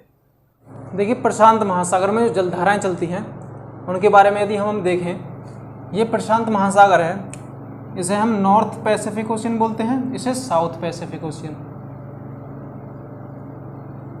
ठीक है, उत्तरी प्रशांत महासागर, दक्षिणी प्रशांत महासागर। अब इनकी जलधाराओं के बारे में हम चर्चा करेंगे। तो मैंने आपको बताया था कि यहाँ पर प्रत्येक महासागर में जो जलधाराएं चलेंगी, इसे नॉर्थ इक्वेटोरियल करंट, उत्तरी विषुवतीय जलधारा, और नीचे वाली जो जलधारा होगी विषुवत के, इसे साउथ इक्वेटोरियल करंट यानी दक्षिणी विषुवतीय जलधारा। तो जब ये जलधारा आगे मूव करेगी तो ये यहाँ इस तट से टकराएगी, तो इस जलधारा का, ज़्यादा दूर बढ़ गया। देखिए, यहाँ पर एक देश और है जो जापान। ठीक है, अब ये करंट यहाँ से बढ़ेगी तो इसी का नाम पड़ेगा क्यूरोशियो की जलधारा। क्या नाम है इसका? क्यूरोशियो जलधारा।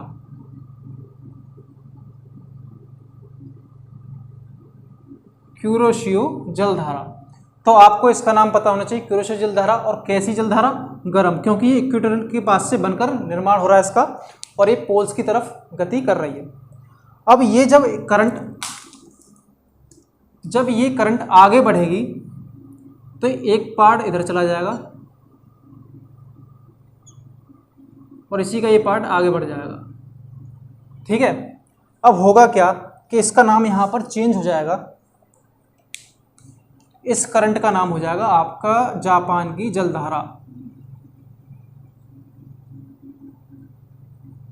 जापान की जलधारा। ये तो क्यूरोशियो जलधारा, क्योंकि यहां से जब ये नॉर्थ इक्वेटोरियल करंट यहां तक आई तो इस जलधारा का नाम क्या हुआ? क्यूरोशियो जलधारा। और इसका एक पार्ट जापान की तरफ इधर मुड़ गया, इसे बोलेंगे हम जापान की जलधारा। ठीक है, तो आपको इसे मैं यहां से मिटा देता हूं। तो यहां पर इसका नाम लिख देता हूं मैं जापान की जलधारा। ठीक है, अब आर्कटिक ओशियन से एक जलधारा निकलेगी। एक मिनट मार कर ले लूं मैं।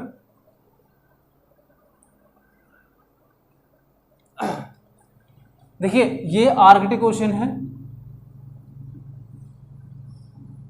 तो इस आर्कटिक ओशियन से एक जलधारा आएगी और वो कैसी जलधारा होगी? ठंडी जलधारा। तो इसका नाम जो होगा वो होगा ओयोशियो की जलधारा। इसे ही हम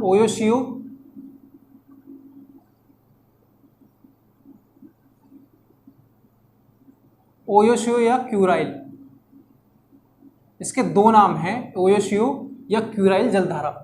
तो इस जलधारा को हम कहेंगे ठंडी जलधारा, और इसका नाम क्या होगा? ओयोशियो जलधारा या फिर क्यूराइल जलधारा। और ये कहाँ से उत्पन्न होगी? आर्कटिक ओशियन से बनकर इधर नॉर्थ प्रशांत महासागर में, यानी नॉर्थ पैसिफिक ओशियन में एंटर करेगी। और जब ये दोनों जलधाराएं आपस में मिलेंगी तो यहाँ पर एक ड्रिफ्ट का निर्माण होगा, और जब आगे चल के ड्रिफ्ट इस तट से टकराएगी तो यहाँ पर एक राज्य है अमेरिका का जिसका नाम है कैलिफोर्निया। यहाँ पर जो एक राज्य है जिसका नाम है कैलिफोर्निया, तो यहाँ से जो जलधारा बनेगी वो कैलिफोर्निया की जलधारा। तो इसी का नाम पड़ जाएगा आपका कैलिफोर्निया की जलधारा। मैं उम्मीद करता हूँ आपको अब ये बताने की ज़रूरत नहीं है कौन सी जलधारा ठंडी है और कौन सी गर्म है। आप ऊपर से पोल की तरफ से जो भी जलधारा आएगी वो ठंडी जलधारा, और इक्वेटर से पोल्स की तरफ जाएगी वो गर्म जलधारा। तो ये कहाँ से आ रही है? ये पोल की तरफ से इस इक्वेटर की तरफ आ रही है, तो इसका मतलब ये कैसी जलधारा होगी? ठंडी जलधारा। तो ये कैसी? ठंडी। जो मैंने ब्लू कलर से दर्शा रखी है वो कैसी होंगी? ठंडी जलधारा। अब यहाँ पर एक स्टेट है इसका अमेरिका का जिसका नाम है अलास्का। तो इस अलास्का के पास से एक जलधारा का निर्माण होता है जो कि आर्कटिक ओशियन की तरफ गति करती है। तो उसका नाम जो है क्या पड़ जाएगा? किसके नाम पर? अलास्का के नाम पर। तो ये जलधारा कौन सी हो जाएगी? अलास्का की जलधारा। इसे हम लिख सकते हैं अलास्का करंट या फिर अलास्का की जलधारा। ठीक है, और कैसी जलधारा होगी? Bye colour you can say ये गर्म जलधारा होगी। ठीक है, ये गर्म जलधारा इधर की तरफ मूव करेगी। तो आपने नॉर्थ पैसिफिक ओशियन की जलधाराओं को देख लिया, और आप यहाँ पर बता भी सकते हैं कौन सी जलधारा ठंडी है और कौन सी जलधारा गर्म है। यहाँ से नॉर्थ इक्वेटोरियल करंट चला और यहाँ से जब आगे बढ़ेगा तो इसका नाम यहाँ पड़ जाएगा क्यूरोशियो की जलधारा। इसका एक पार्ट जापान की तरफ मुड़ जाएगा, इसे हम कह देंगे जापान की जलधारा। और जब ये ऊपर से आर्कटिक ओशन से एक जलधारा निकलेगी जिसे हम कहते हैं ओयोशियो की जलधारा या फिर क्यूराइल की जलधारा, जब ये दोनों आपस में टकराएंगी तो यहाँ पर एक ड्रिफ्ट का निर्माण होगा, यानी एक प्रवाह का निर्माण होगा, और ये इस तरफ चल देगी। तो इसी को हम यहाँ से जब ये एक कैलिफोर्निया, अमेरिका के एक राज्य कैलिफोर्निया से टकराएगी तो यहाँ पर एक जलधारा का निर्माण होगा जिसे हम बोलेंगे कैलिफोर्निया की जलधारा। और ये कैसी होगी, ठंडी जलधारा। और यहाँ से जो एक करंट बनेगी अलास्का के पास से, ये गर्म जलधारा आर्कटिक ओशन की तरफ चली जाएगी। ठीक है, तो ये तो हो गई नॉर्थ पैसिफिक ओशन की जलधाराएं। अब देखते हैं साउथ पैसिफिक ओशन की जलधाराएं। देखिए ये साउथ इक्वेटोरियल करंट आगे बढ़ा और यहाँ पर जाकर ऑस्ट्रेलिया के तट से टकराया। जब ऑस्ट्रेलिया के तट से टकराएगा तो यहाँ ये कौन सा तट है, ऑस्ट्रेलिया का पूर्वी तट, ये पश्चिमी तट। मैंने आपको बताया था यहाँ जो जलधारा थी पश्चिमी ऑस्ट्रेलिया जलधारा, और यहाँ जो होगी पूर्वी ऑस्ट्रेलियाई जलधारा। तो यहाँ जो जलधारा का निर्माण होगा उसका नाम होगा पूर्वी ऑस्ट्रेलियाई जलधारा।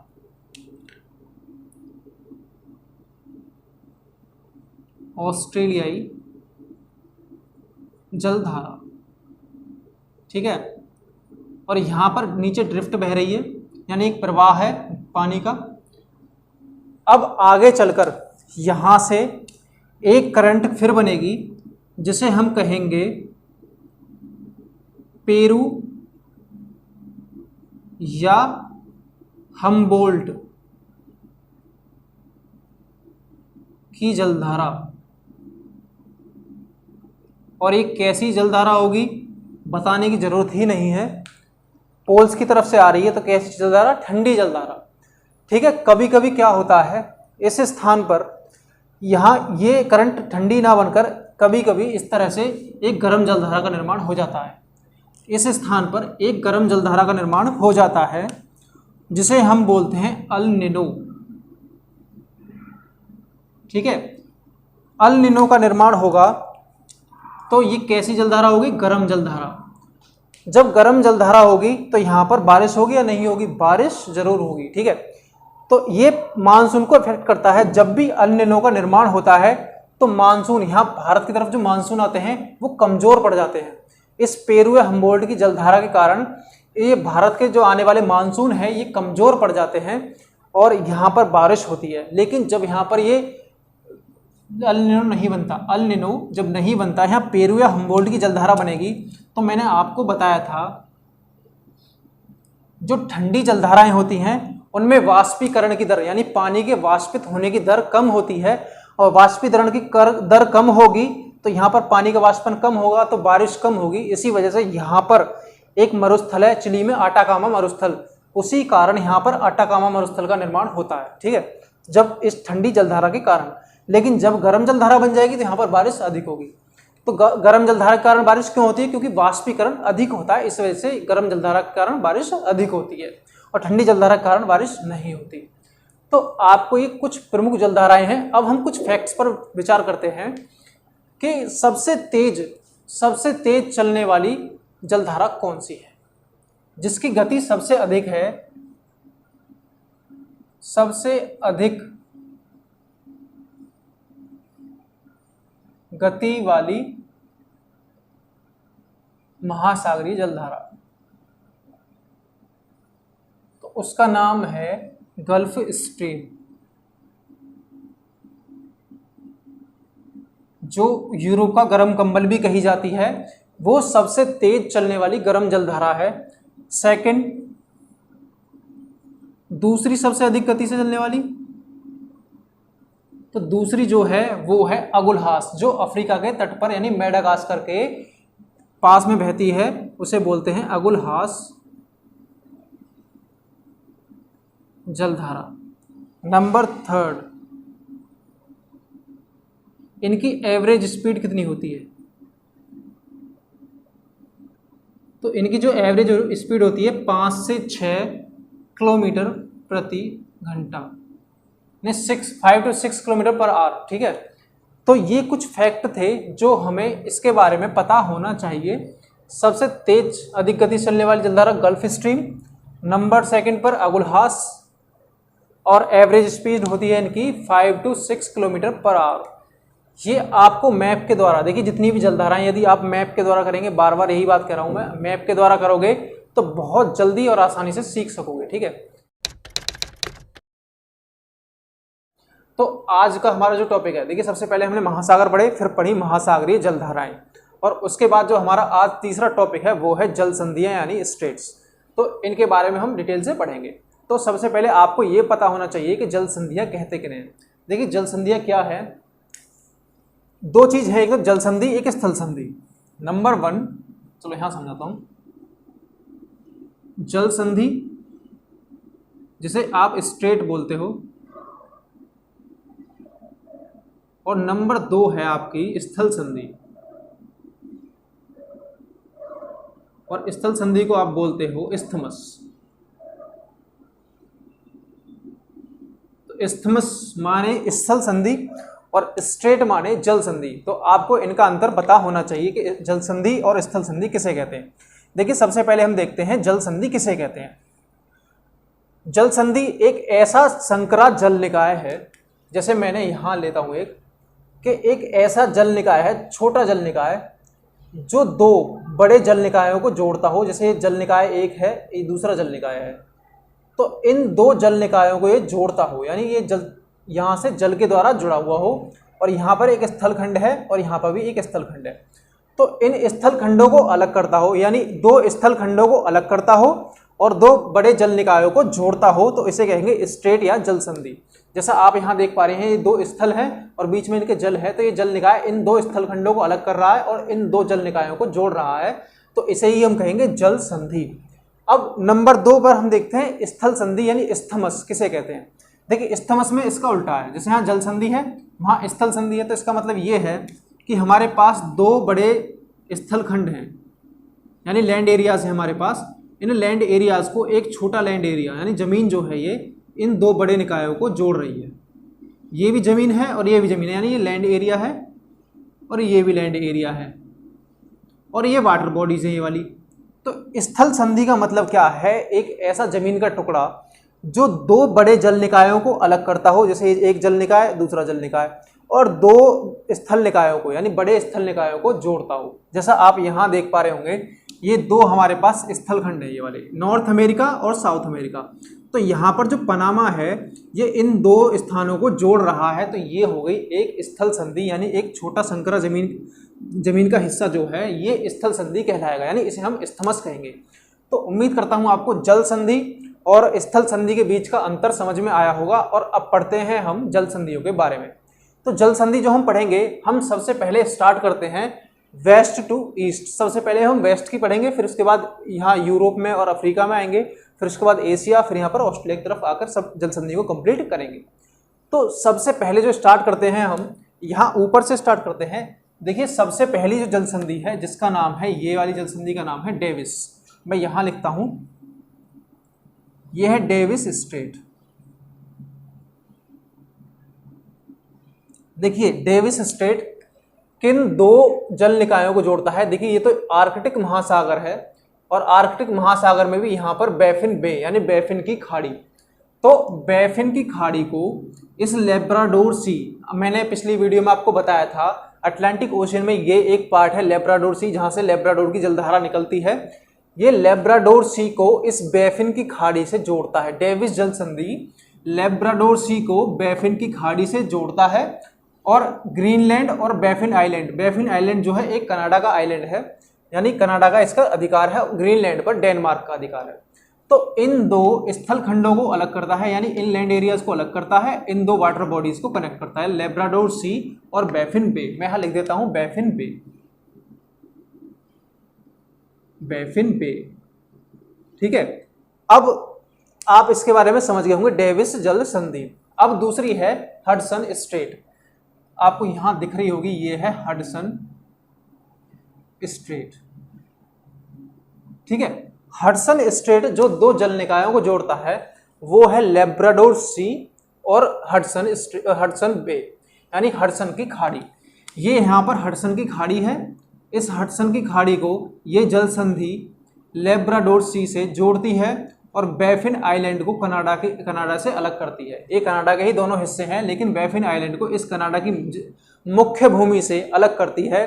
तो ये हो गया कौन सी संधि, हडसन स्ट्रेट। तो उम्मीद करता हूँ ये दोनों आपको समझ में आई होंगी। ठीक है, अब हम चलते हैं नीचे की तरफ।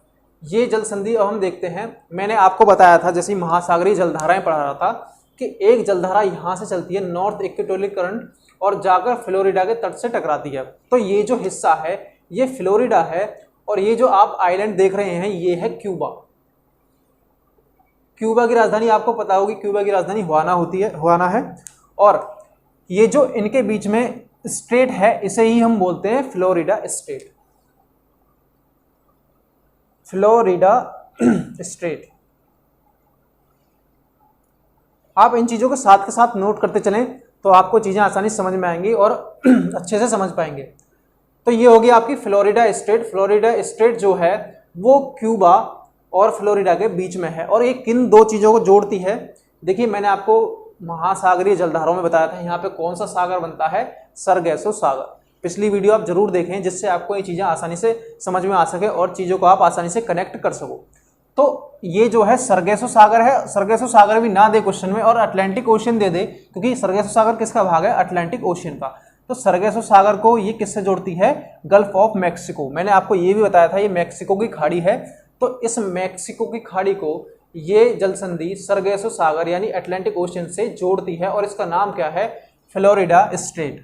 ठीक है, तो ये हो गई फ्लोरिडा स्टेट। अब नीचे जो ये संधि है, देखिए ये तो क्यूबा है और ये मैक्सिको है, तो क्यूबा और मैक्सिको के बीच में जो जल संधि है उसका नाम है यूकाटन स्ट्रेट, यानी यूकाटन जल संधि।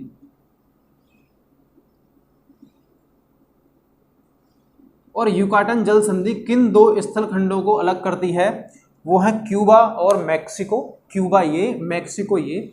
और किन दो जल संधियों को जोड़ती है, जल निकायों को जोड़ती है, गल्फ ऑफ मैक्सिको यानी मैक्सिको की खाड़ी और कैरेबियन सागर। यहाँ पर कैरेबियन सागर है, ये भी नॉर्थ अटलांटिक ओशन का पार्ट है और एक कैरेबियन सागर को इस गल्फ ऑफ मैक्सिको से जोड़ती है। और कौन सी जल संधि है, यूकाटन जल संधि। तो इस नॉर्थ अमेरिका और साउथ अमेरिका वाले पार्ट में ये चार जल संधियां मेन थी जो हमें पढ़नी थी। एक जल संधि यहाँ पर है, इसे मैं पढ़ाऊंगा वहां उस कोने पर मैंने दिखाया हुआ है, ये वाला हिस्सा अलास्का जो है, ये अलास्का मैंने यहाँ दिखाया हुआ है जिससे आप चीजों को आसानी से समझ सके। ठीक है, तो इस जल संधि को भी अब हम पढ़ेंगे। तो हमने यहाँ पर पढ़ी, सबसे पहले जो जल संधि पढ़ी डेविस जल संधि, हडसन स्ट्रेट, और ये पढ़ी थी हमने फ्लोरिडा स्ट्रेट और ये यूकाटन जल संधि। आपको ये चार जल संधियां समझ में आई होंगी। अब देखते हैं हम अफ्रीका की तरफ बढ़ते हैं और ये जो जल संधि है ये है straight of Gibraltar, straight of Gibraltar यानी जिब्राल्टर की जल संधि। तो जिब्राल्टर की जल संधि जो है वो भूमध्य सागर और अटलांटिक सागर, महासागर, ये सागर है और ये महासागर है, यानी अटलांटिक ओशियन को किससे, मेडिटेरियन सी यानी भूमध्य सागर से जोड़ती है। स्ट्रेट ऑफ जिब्राल्टर किसे जोड़ती है, भूमध्य सागर को अटलांटिक ओशियन से जोड़ती है। और किन दो पार्ट्स को ये अलग करती है, वो है अफ्रीका और अफ्रीका का ये यूरोप पार्ट, यानी यूरोप को अफ्रीका से अलग करती है। तो ये हो गई स्ट्रेट ऑफ जिब्राल्टर। अब देखते हैं सबसे ऊपर, ये है डोवर जल संधि। यहाँ देख पा रहे हो आप, इसका नाम जो है ये है डोवर जल संधि यानी डोवर स्ट्रेट। तो डोवर स्ट्रेट जो है ये किन दो देशों को अलग करती है, ये है ग्रेट ब्रिटेन, और ग्रेट ब्रिटेन में भी नीचे वाला पार्ट इंग्लैंड। तो इंग्लैंड और नीचे यूरोप में, यहाँ पर ये भी यूरोप का हिस्सा है, ये भी यूरोप का हिस्सा है, लेकिन ये जल संधियों द्वारा अलग है। तो ये जो हिस्सा है ये फ्रांस है, ये जो आपको हिस्सा दिख रहा है ये फ्रांस, और यहाँ पर इंग्लैंड। तो दो जो पार्ट्स हैं वो कौन कौन से हैं, फ्रांस और इंग्लैंड को ये अलग करती है जल संधि, कौन सी, डोवर जल संधि। और नॉर्थ सी यानी उत्तरी सागर, यहाँ पर उत्तरी सागर है, इस नॉर्थ सी को अटलांटिक ओशियन से अलग जोड़ती है, अटलांटिक ओशियन और नॉर्थ सी को जोड़ती है। ठीक है, आपको ये जल संधि समझ में आई होगी।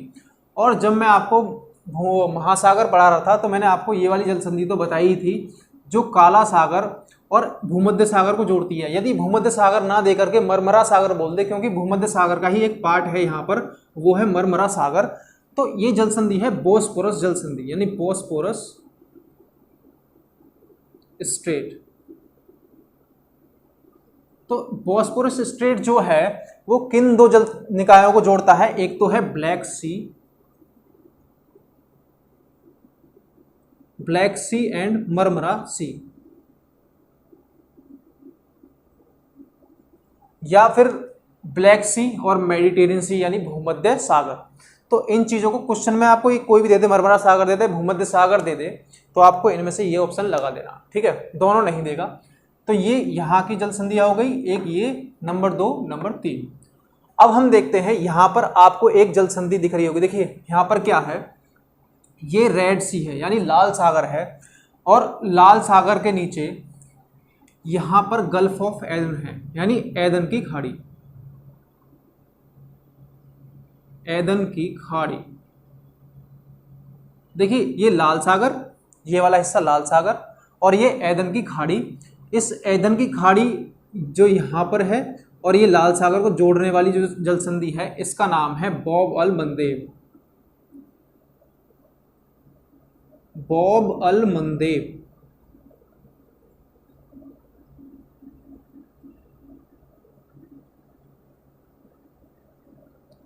और एक किन दो जल निकायों को जोड़ता है, लाल सागर को गल्फ ऑफ एडन से, यानी ये दोनों हिस्से ही लाल सागर और ये इंडियन ओशन यानी हिंद महासागर के ही हिस्से हैं। गल्फ ऑफ एडन भी हिंद महासागर के हिस्सा है, ठीक है।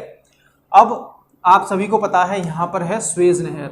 देखिए ये जो जल संधि है बॉब अल मंदेब, ये भारत के दृष्टिकोण से क्यों इतनी महत्वपूर्ण है, क्योंकि जो भारत का व्यापार यूरोप के साथ होता है, भारत का व्यापार यूरोप के साथ जो होता है, यदि ये जल संधि यहाँ पर ना होती तो भारत का व्यापार समुद्री रास्ते से, इस रास्ते से होकर पूरे अफ्रीका का चक्कर लगाकर जब यूरोप के साथ व्यापार होता। लेकिन इस जल संधि का इतना महत्व है कि इतना चक्कर ना लगाने की बजाय सीधा यहाँ से इस स्ट्रेट के द्वारा हम यूरोप से जुड़ सकते हैं। तो इससे इस स्ट्रेट का हमारे देश के लिए ये फ़ायदा है, ट्रेड में इतना फ़ायदा है। और आपको पता है ये जो लाल सागर है और ये भूमध्य सागर है, ये क्वेश्चन मैंने आपको पिछली वीडियो में बताया था, अब भी बता रहा हूँ कि लाल सागर और भूमध्य सागर को जोड़ने वाली जो नहर है स्वेज नहर यानी स्वेज कैनाल, जो स्वेज नहर, उसका निर्माण कब हुआ था,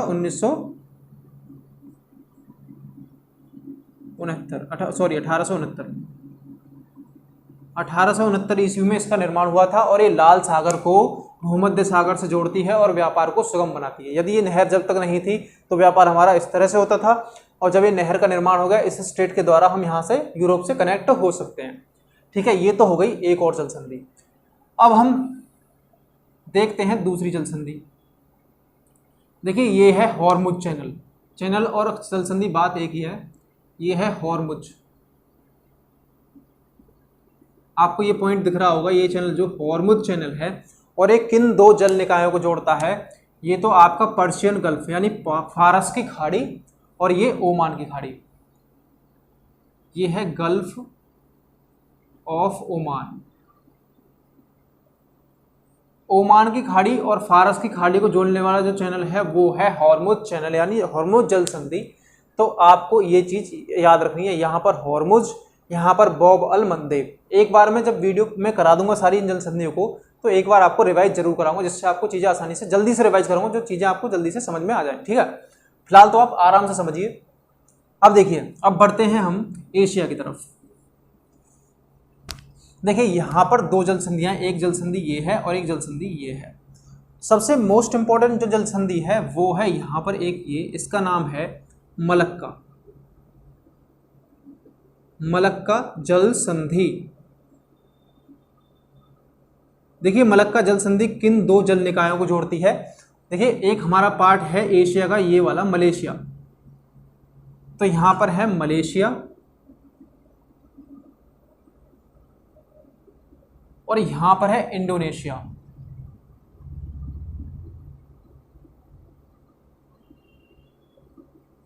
ये सुमात्रा आइलैंड है, इंडोनेशिया का सुमात्रा आइलैंड। इस सुमात्रा को मलेशिया से अलग करती है कौन सी जल संधि, मलक्का जल संधि। और किन दो सागरों को जोड़ती है तो वो है अंडमान सागर। देखिए हमारा यहाँ पर अंडमान एंड निकोबार द्वीप समूह है यहाँ पर, तो इसके राइट में जो सागर है ये वाला, ये अंडमान सागर है। इस अंडमान सागर को ये दक्षिण चीन सागर, जिसमें आजकल चीन अत्यधिक गतिविधियां कर रहा है, तो इस दक्षिण चीन सागर को इस अंडमान सागर से जोड़ती है मलक्का स्ट्रेट या फिर मलक्का जल संधि।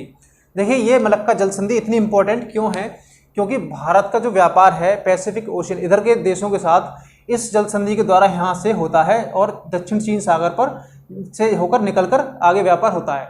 लेकिन चीन जो है इस एरिया को कब्जा करने के चक्कर में, जिससे ये इस रास्ते को ब्लॉक कर सके और ब्लॉक करने के बाद इधर के देशों के ट्रेड को बंद कर सके। तो इस वजह से चीन यहाँ पर इस दक्षिण चीन सागर पर आते समय में जब भी ये इस पर अपना अधिकार जमाता रहता है। ठीक है, तो कौन सी स्टेट है? ये है मलक्का स्टेट। अब देखते हैं ये जल संधि जो है हमारे पास, इस जल संधि का नाम है, ये जावा सागर है और इसका नाम है सुंडा स्टेट, सुंडा जल संधि यानी सुंडा स्टेट। इस सुंडा जल संधि को कौन कौन से दो स्थलखंड अलग होते हैं? सुमात्रा और जावा द्वीप समूह। जावा और सुमात्रा कौन कौन से देश के पार्ट हैं? ये इंडोनेशिया के ही पार्ट हैं। जावा को सुमात्रा से अलग करती है ये जल संधि। और जावा सागर, यहाँ पर कौन सा सागर है? जावा सागर। इस जावा सागर को इस हिंद महासागर, कितना हिंद महासागर यहाँ पर है, इस हिंद महासागर को जावा सागर से जोड़ती है। दो जो भूखंड है सुमात्रा और जावा को अलग करता है ये स्टेट, और जावा सागर और हिंद महासागर को जोड़ता है। ठीक है, ये हो गया हमारा सुंडा स्टेट। अब आते हैं हम, ये पापुआ न्यू गिनी जो देश है, इस देश का नाम है पापुआ न्यू गिनी। और नीचे जो आप देख रहे हैं ये है ऑस्ट्रेलिया महाद्वीप। तो इन दोनों के बीच में ये जो जल संधि है इसका नाम है टॉरस जल संधि। टॉरस लिख दो या फिर टॉरस लिख दो, बात एक ही है। टॉरस जल संधि जो है वो ऑस्ट्रेलिया को पापुआ न्यू गिनी से अलग करती है और किन किन को जोड़ती है? पापुआ की खाड़ी और अराफुरा सी। यहाँ पर कौन सा? अराफुरा सागर और पापुआ की खाड़ी को जोड़ती है। पापुआ की खाड़ी जो है ये पैसिफिक ओशियन यानी प्रशांत महासागर का हिस्सा है, और ये भी प्रशांत महासागर का हिस्सा है। और ये यहाँ पर जो सागर है ये, इसमें अराफुरा सागर और ये पापुआ की खाड़ी, इन दोनों को जोड़ती है, इन जल निकायों को जोड़ती है जल संधि, और ऑस्ट्रेलिया और पापुआ न्यू गिनी को अलग करती है। ठीक है, तो कौन सी स्टेट है ये हमारे पास? टॉरस जल संधि या फिर टॉरस स्टेट। अब थोड़ा नीचे की तरफ आते हैं तो हमारे पास ये स्टेट है तस्मानियन स्टेट। इसे मिटाता हूं मैं।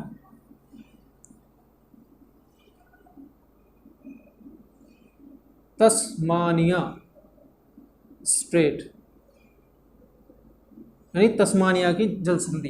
तो तस्मानिया जल संधि जो है वो किन दो स्थलखंडों को अलग करती है? एक तो है यहाँ, सॉरी ये मिस्टेक नाम हो गया, ये है बास स्ट्रेट। बास स्ट्रेट,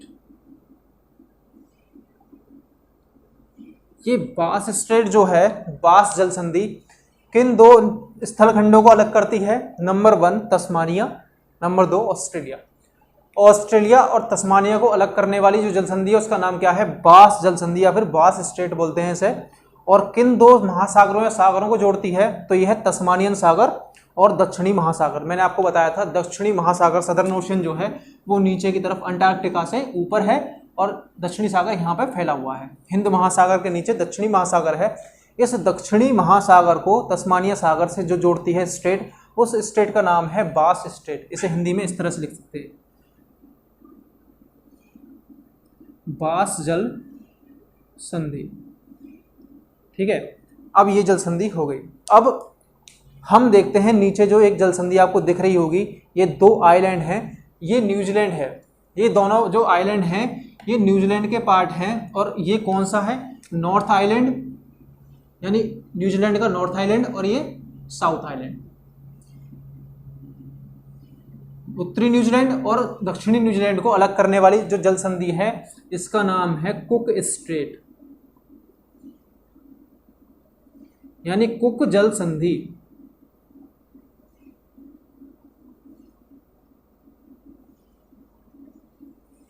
तो आपको पूछे क्वेश्चन में कि कुक जल संधि किन किन देशों के बीच में है, तो वो दोनों एक ही देश है, वो है न्यूजीलैंड।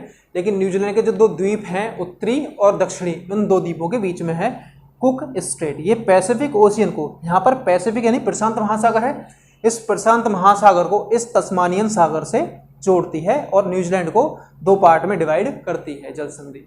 अब थोड़ा ऊपर की तरफ चलते हैं, हमारे पास ये जल संधि है, इस जल संधि का नाम है सुगारू जल संधि। अगर इसे इंग्लिश में इसका नाम लिखूं मैं तो ये इसका नाम है सुगारू जल संधि। तो सुगारू जल संधि जो है वो किन 2 जल निकायों को जोड़ती है? वो है पैसिफिक ओशियन यानी प्रशांत महासागर, और इधर जापान सागर। जब मैंने आपको महासागरीय जलधाराएं पढ़ाई थी तो आपको जो मैंने बताई थी क्यूरोशियो एक जलधारा आती है, उसका एक पार्ट जापान सागर की तरफ आ जाता है और दूसरा पार्ट इधर की तरफ चला जाता है। तो यही जापान सागर है जो मैंने आपको महासागरीय जलधाराओं में बताया था। और ये किस जल संधि द्वारा जुड़े हुए हैं, वो है सुगारू जल संधि। ठीक है, तो किन दो चीजों को अलग करती है ये? जापान सागर जोड़ती है पैसिफिक ओशियन, प्रशांत महासागर और जापान सागर। अब चलते हैं हम ऊपर की तरफ जिसका नाम है बेरिंग स्ट्रेट, बेरिंग जल संधि। देखिए इसका नाम है बेरिंग जल संधि।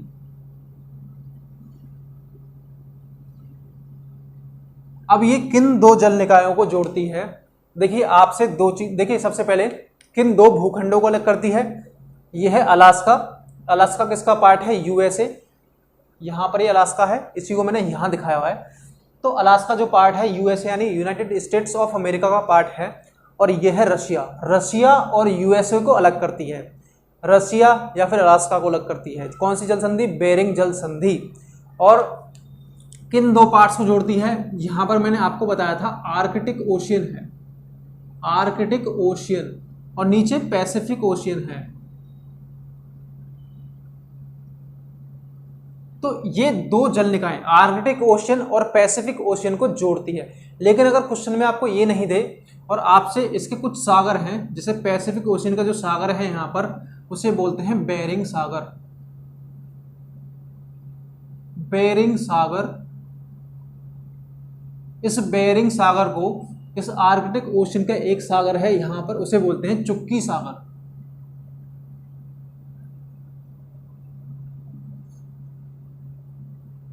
इस चुक्की सागर को इस बेरिंग सागर से जोड़ती है ये जल संधि जिसका नाम है बेरिंग जल संधि या फिर बेरिंग स्ट्रेट। इसकी एक और खासियत है, ये जो जल संधि है ये अंतरराष्ट्रीय तिथि रेखा इंटरनेशनल डेट लाइन के पैरेलल है। जो यहां से इंटरनेशनल डेट लाइन गुजरती है, जो जहां से देखो एक इंटरनेशनल डेट लाइन यहां से ऐसे इस तरह से गुजरती है, तो इंटरनेशनल डेट लाइन के पैरेलल है। इसका मतलब क्या है कि इधर की डेट और इधर की डेट में अंतर होगा। यानी इधर की डेट यदि 5, जैसे आज तारीख है हमारे पास 19 जून, तो यहां पर अभी लगभग 18 जून होगी। तो ये इंटरनेशनल डेट लाइन है जो डेट को अलग करती है। ठीक है, तो यहां से डेट अलग हो जाती है। तो इंटरनेशनल डेट लाइन जो है बेरिंग स्ट्रेट के पैरेलल है, यानी बेरिंग स्ट्रेट हम कह सकते हैं इंटरनेशनल डेट लाइन के पैरेलल है। तो ये कुछ हमारी स्ट्रेट यानी जल संधियां थी जिनके बारे में हम थोड़ा सा रिवीजन एक फटाफट जल्दी कर लेते हैं। देखिए सबसे पहले हमने पढ़ी थी यहाँ जो थी डेविस जल संधि, हडसन स्ट्रेट, और यहाँ पर ये फ्लोरिडा स्ट्रेट, ये युकाटन स्ट्रेट। देखिए यहाँ पर बैफिन आइलैंड को ग्रीनलैंड से अलग करती है, बैफिन बे को लेब्राडोर सी से जोड़ती है ये डेविस, और यहाँ पर हडसन स्ट्रेट जो थी हडसन की खाड़ी को लेब्राडोर सी से जोड़ती है। सरगेसो सागर को गल्फ ऑफ मैक्सिको से जोड़ने वाली फ्लोरिडा स्ट्रेट, और इस गल्फ ऑफ मैक्सिको को कैरिबियन से जोड़ने वाली वो है आपकी युकाटन, यानी युकाटन जल संधि। ठीक है, अब हम आते हैं यहाँ पर straight of Gibraltar. Straight of Gibraltar के बीच में भूमध्य सागर और अटलांटिक ओशियन। यहाँ पर डोवर जल संधि, नॉर्थ सी और अटलांटिक ओशियन। काला सागर और भूमध्य सागर के बीच में कौन सी जल संधि है? बॉस्फोरस जल संधि, या फिर ये कह दे काला सागर और मरमरा सागर के बीच में कौन सी है? बॉस्फोरस जल संधि। यहाँ पर बॉब अल मंदेव, यहाँ पर हॉर्मुज जल संधि, यहाँ पर मलक्का स्ट्रेट, यहाँ पर सुंडा स्ट्रेट। सुंडा स्ट्रेट किसको अलग करती है? जोड़ती है हिंद महासागर और जावा सागर को। मलक्का स्ट्रेट दक्षिण चीन सागर को अंडमान सागर के साथ जोड़ती है। और यहाँ पर बास स्ट्रेट है तस्मानिया सागर को दक्षिणी महासागर के साथ जोड़ती है। कुक स्ट्रेट पैसिफिक ओशियन को तस्मानियन सागर के साथ जोड़ती है। और अराफुरा सागर को पापुआ न्यू गिनी खाड़ी के साथ टॉरस जल संधि जोड़ती है। यहाँ पर सुगारू जल संधि है जो जापान सागर को पैसिफिक ओशियन में प्रशांत महासागर के साथ जोड़ती है। बेरिंग जल संधि और जो है वो चुक्की सागर और बेरिंग सागर के बीच में, या फिर कह दो आर्कटिक महासागर और प्रशांत महासागर के बीच में है। किन दो स्थलखंडों को अलग करती है? यूएसए और रशिया, या फिर अलास्का। ये चीज़ें आप इस तरह से याद कर सकते हैं। तो उम्मीद करता हूँ आपको ये चीज़ें समझ में आएगी। आप इस वीडियो को पूरा देख चुके होंगे। जब जो आप यहाँ तक आ चुके हैं तो आपने वीडियो पूरी देखी होगी, और आपको इसके नोट्स हमारे टेलीग्राम चैनल पर मिल जाएंगे, जो कि आप नीचे डिस्क्रिप्शन में लिंक दिया हुआ है, वहाँ पर जाकर टेलीग्राम चैनल ज्वाइन कर सकते हैं और आपको इसकी PDF आपको मिल जाएगी। और सबसे बड़ी बात जो मैं आपसे कहना चाहता हूँ, आप इसको यदि एटलस से पढ़ें, जैसे मैंने ये स्टेट पढ़ाई, तो आप एक काम करें, नॉर्थ अमेरिका और साउथ अमेरिका वाला मैप निकाल लें उसमें, और वहाँ पर सारी जल संधियाँ दी हुई हैं, उन्हें इस वीडियो के साथ जैसे मैं रिवाइज कराता जा रहा हूँ, आप वहाँ देखते जाएं तो आपको चीज़ें याद होती चली जाएंगी और एक इमेज आपके माइंड में छप जाएगी। सारी जल संधि को आप इस तरह से कर सकते हैं, ठीक है। देखिए, हम वर्ल्ड ज्योग्राफी में अभी तक ओशियंस और ओशनिक करंट्स और स्टेट्स, जल संधियाँ, महासागर और महासागरीय जलधाराएं कर चुके हैं। और आज का जो हमारा टॉपिक है वो है बेज एंड सीज, यानी गल्फ बे एंड सीज, यानी खाड़ी और सागर, विश्व की खाड़ी और सागर। तो आज हम उन पर ही चर्चा करेंगे। तो पहले मैं इन पे चर्चा करूंगा जो अटलांटिक ओशियन और इंडियन ओशियंस की खाड़ी और सी यानी सागर हैं उनके बारे में, फिर हम चर्चा करेंगे दूसरा मैप बनाकर पैसिफिक ओशियंस की खाड़ी और सागर। जैसे पैसिफिक ओशियन ये और ये एक ही पार्ट है, तो यहाँ पर चीज़ें आसानी से समझ में नहीं आ पाएंगी। जब मैं इनको एक जगह कनेक्ट करके सिर्फ पैसिफिक ओशियन का मैप बना दूंगा तो वहाँ पर आपको चीज़ें ज़्यादा आसानी से समझ में आएंगी। तो फिलहाल शुरू करते हैं हम यहाँ से, पहले नॉर्थ अमेरिका और फिर यहाँ से अफ्रीका और यूरोप के हम बेस, गल्फ एंड सीज के बारे में जानेंगे, और एक किस ओशियन से कनेक्टेड हैं वो भी हम चर्चा करेंगे, ठीक है। तो चलिए शुरू करते हैं। सबसे पहले देखिए, पहले तो आपको यही पता होना चाहिए बे, गल्फ, इन दोनों में अंतर क्या है। पिछली वीडियोज में मैं आपको बे और गल्फ में अंतर बता चुका हूं, दोनों का मतलब ही खाड़ी होता है, लेकिन अंतर क्या है? अंतर ये है कि बे जो है, बे ये तीन तरफ से पानी से घिरी हुई होगी और गहराई में ये कम होगी, और इसका जो माउथ होगा ये बड़ा होगा, माउथ बड़ा और गहराई में कम। और जो आपकी गल्फ होगी, गल्फ मान लो, उसकी गहराई अधिक होगी अंदर तक, और उसका जो माउथ होगा वो छोटा होगा, ठीक है। तो ये जो होगी आपकी, ये बे बन गई और ये आपकी गल्फ बन गई, ठीक है। तो आप बे और गल्फ के अंदर बीच का अंतर समझ गए होंगे। और अब हम देखते हैं विश्व की कुछ प्रमुख खाड़ियाँ कहाँ कहाँ पर स्थित हैं और कौन कौन से सी हैं। सबसे पहले शुरू करते हैं नॉर्थ अमेरिका से। देखिए, नॉर्थ अमेरिका में मैंने आपको पिछली वीडियो जो महासागरीय जलधाराएं कराई थी उसमें बताया था कि ये जो आपका सी है ये है लैब्राडोर सी, लैब्राडोर सी, ठीक है। ये चीज आपको पता होगी, जहां से लैब्राडोर जलधारा, महासागरीय जलधारा निकलती है। अब आपको ये भी पता है ये है बैफिन आइलैंड, बैफिन द्वीप है ये। तो इसके पास में जो एक खाड़ी है, ये वाली खाड़ी, इसे हम बोलते हैं बैफिन बे, यानी बैफिन की खाड़ी। और आप सभी जानते हैं ये जो द्वीप है, आइलैंड है, ये है ग्रीनलैंड आइलैंड और ये आइसलैंड। ग्रीनलैंड पर डेनमार्क का अधिकार है और डेनमार्क जो देश है वो यहां पर है। ये हो गई आपकी बैफिन बे। अब ये कहां पर है? ये कनाडा है ये, और ये डेनमार्क है। ये जो बे है आपकी, ये है हडसन बे। ये कहां पर है? ये है कनाडा में। ये कौन सा देश है? यहां से ऊपर ऊपर ये कनाडा है। तो ये हडसन बे जो है वो कनाडा में है। इन दोनों के बीच में हडसन स्ट्रेट है, बैफिन द्वीप और कनाडा के बीच में जो है स्ट्रेट है ये है हडसन स्ट्रेट, और ये जो खाड़ी है इसे हम बोलते हैं हडसन बे, ठीक है। अब नीचे की तरफ आते हैं, ये भी कनाडा ही है और इस खाड़ी का नाम है सेंट लॉरेंस बे, यानी सेंट लॉरेंस की खाड़ी। ये कहां पर है? कनाडा में। तो आपको ये खाड़ियां पता चल गई, एक खाड़ी ये है सेंट लॉरेंस, एक बैफिन बे है और एक हडसन बे, ये वो यहां पर है, लैब्राडोर सी यहां पर है। और अब हम नीचे की तरफ आते हैं, तो मैंने आपको पिछली वीडियो में बताया था ये कौन सी खाड़ी है, ये है gulf of Mexico.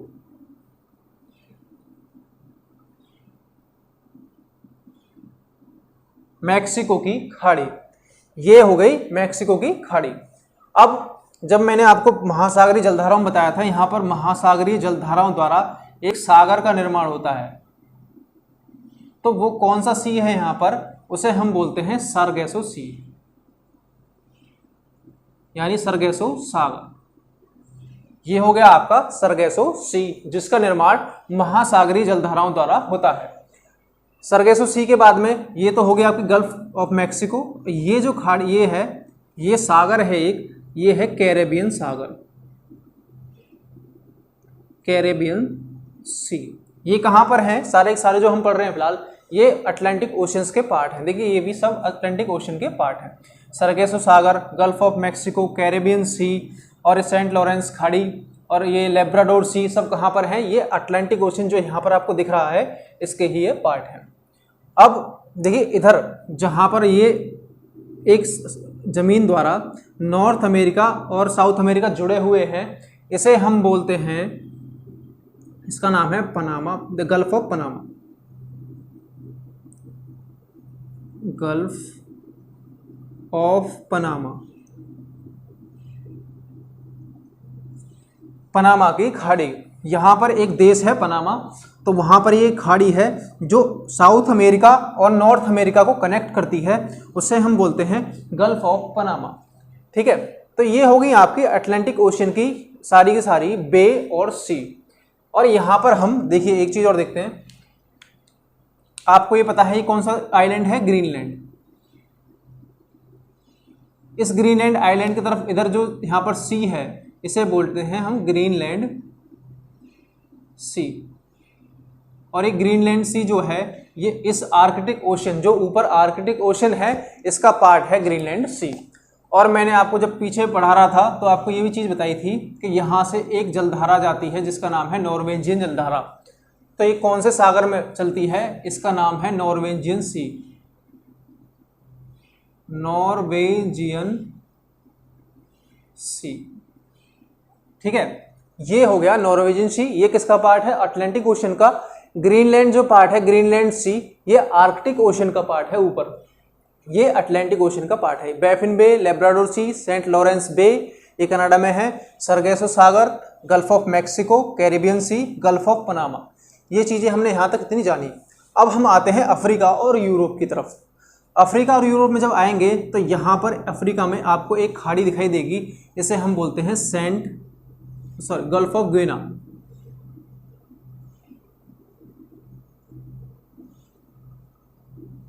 Gulf of ग्विनिया, ठीक है, ये ग्विनिया की खाड़ी। अब नीचे की तरफ आते हैं तो जब अफ्रीका के लास्ट में यहाँ पर आप देखेंगे आपको एक और खाड़ी दिखाई देगी, इसे बोलते हैं सेंट हेलेना बे।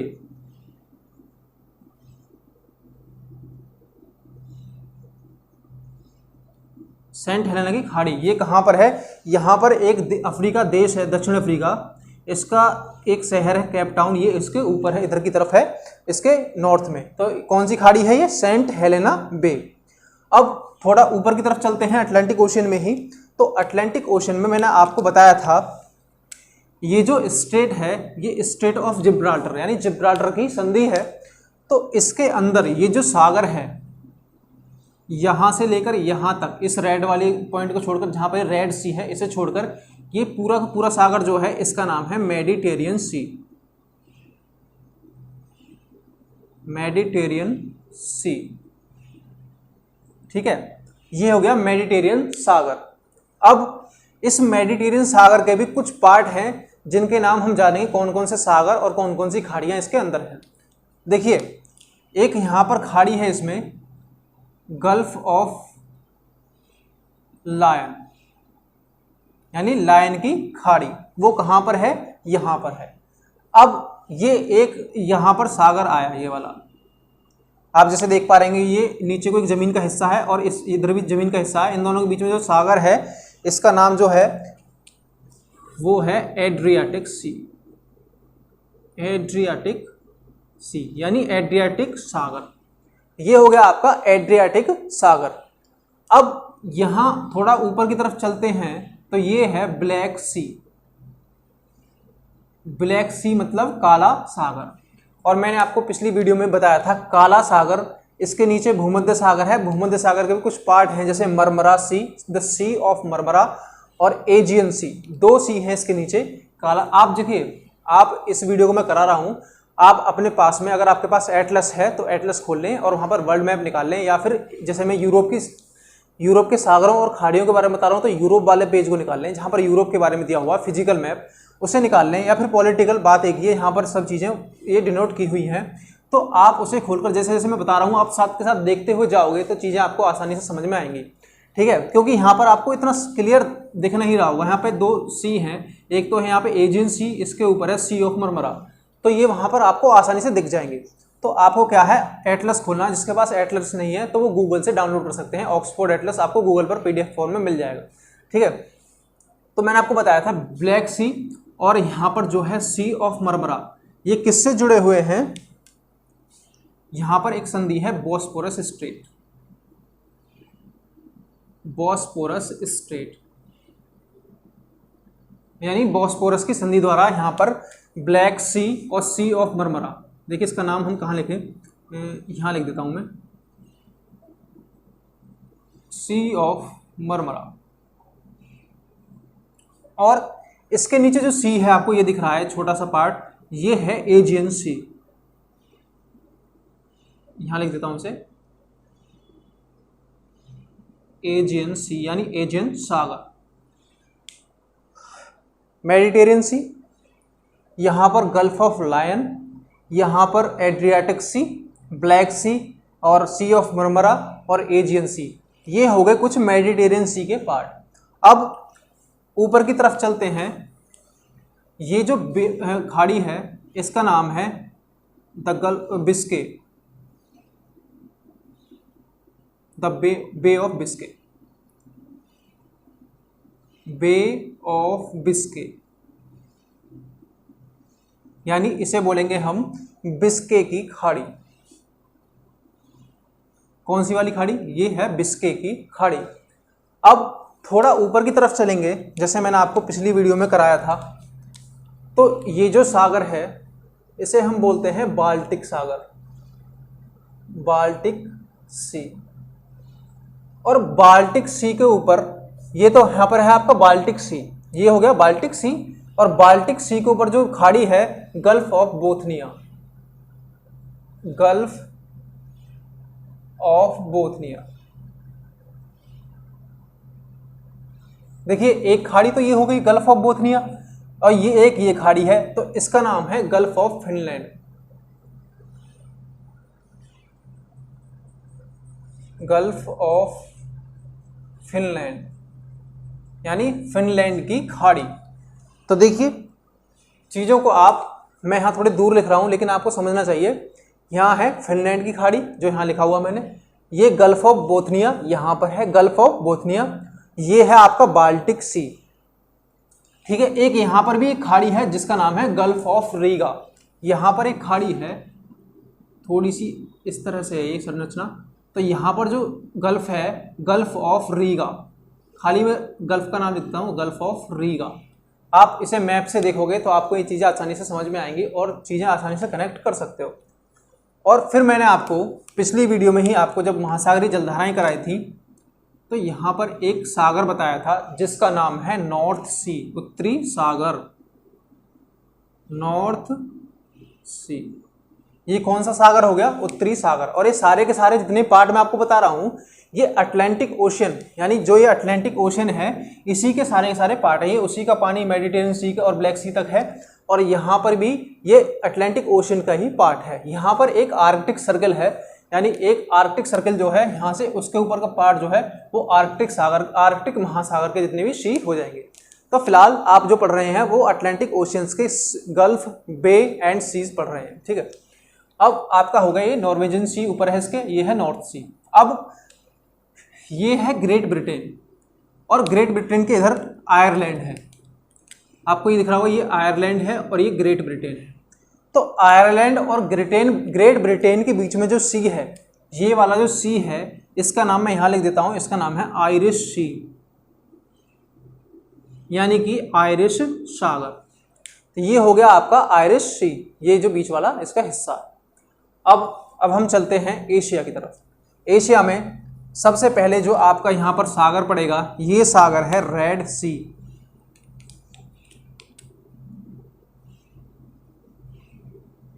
ये है आपका रेड सी। अब रेड सी मैंने आपको स्ट्रेट वाले चैप्टर में आपको ये भी बताया था, यहाँ पर रेड सी है और यहाँ पर गल्फ ऑफ एदन यानी एदन की खाड़ी है और उनके बीच में जो संधि है बॉब अल मंदेब। तो ये कौन सी खाड़ी हो गई यहाँ पर, देखिए इस खाड़ी का नाम मैं यहाँ लिख रहा हूँ, ये है गल्फ ऑफ एदन यानी एदन की खाड़ी। तो आपको देखिए, हाँ मैं नीचे लिख रहा हूँ, हो सका थोड़ा टेढ़ा दिखाई दे रहा हो, लेकिन आपको चीज़ें समझनी है। आपको लिखा हुआ देखने से कोई मतलब नहीं है, आपको चीज़ें समझनी है कौन सी चीज़ कहाँ पर है।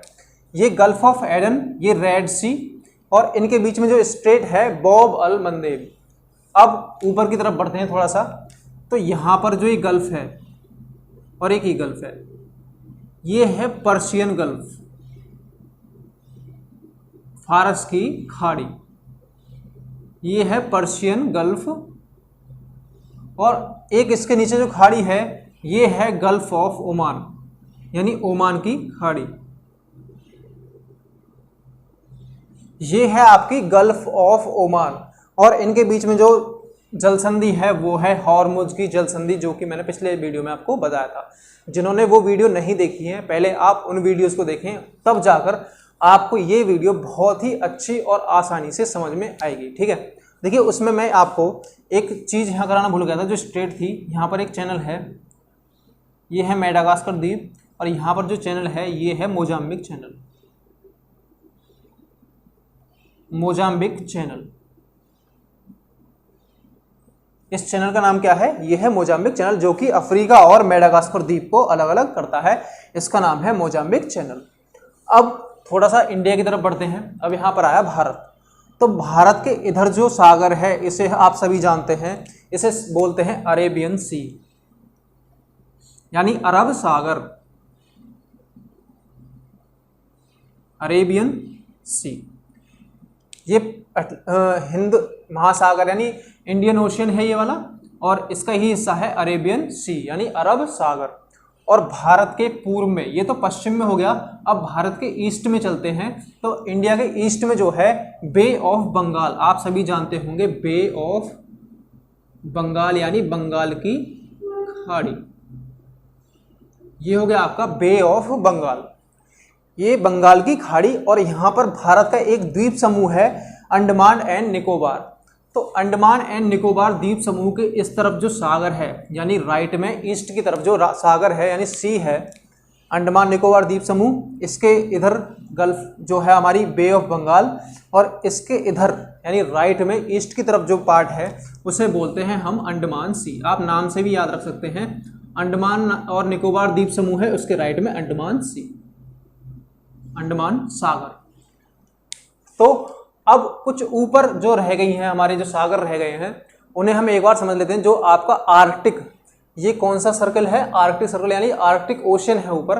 तो आर्कटिक ओशियन में भी कुछ सागर हैं जो मैं आपको पहले ही बता चुका हूं और आज फिर बता रहा हूं। ये है व्हाइट सी यानी श्वेत सागर, इसे बोलेंगे आप व्हाइट सी। व्हाइट सी के राइट में, जस्ट राइट में ईस्ट में है आपका कारा सी, KARA, कारा SEC, कारा सी बोल सकते हैं, कैरा सी बोल सकते हैं। ये हो गया कारा सी। ये किसके पार्ट है? आर्कटिक ओशन के। आपको क्वेश्चन में पूछ सकता है कोई सा सागर, गल्फ या फिर बे दे देगा आपको और पूछेगा किस महासागर में ये स्थित है। तो आपको वो चीज बतानी है कि वो किस महासागर में है और किस देश के द्वारा, किस देश से सटे हुए हैं। ठीक है, आपका हो गया ये कारा सी।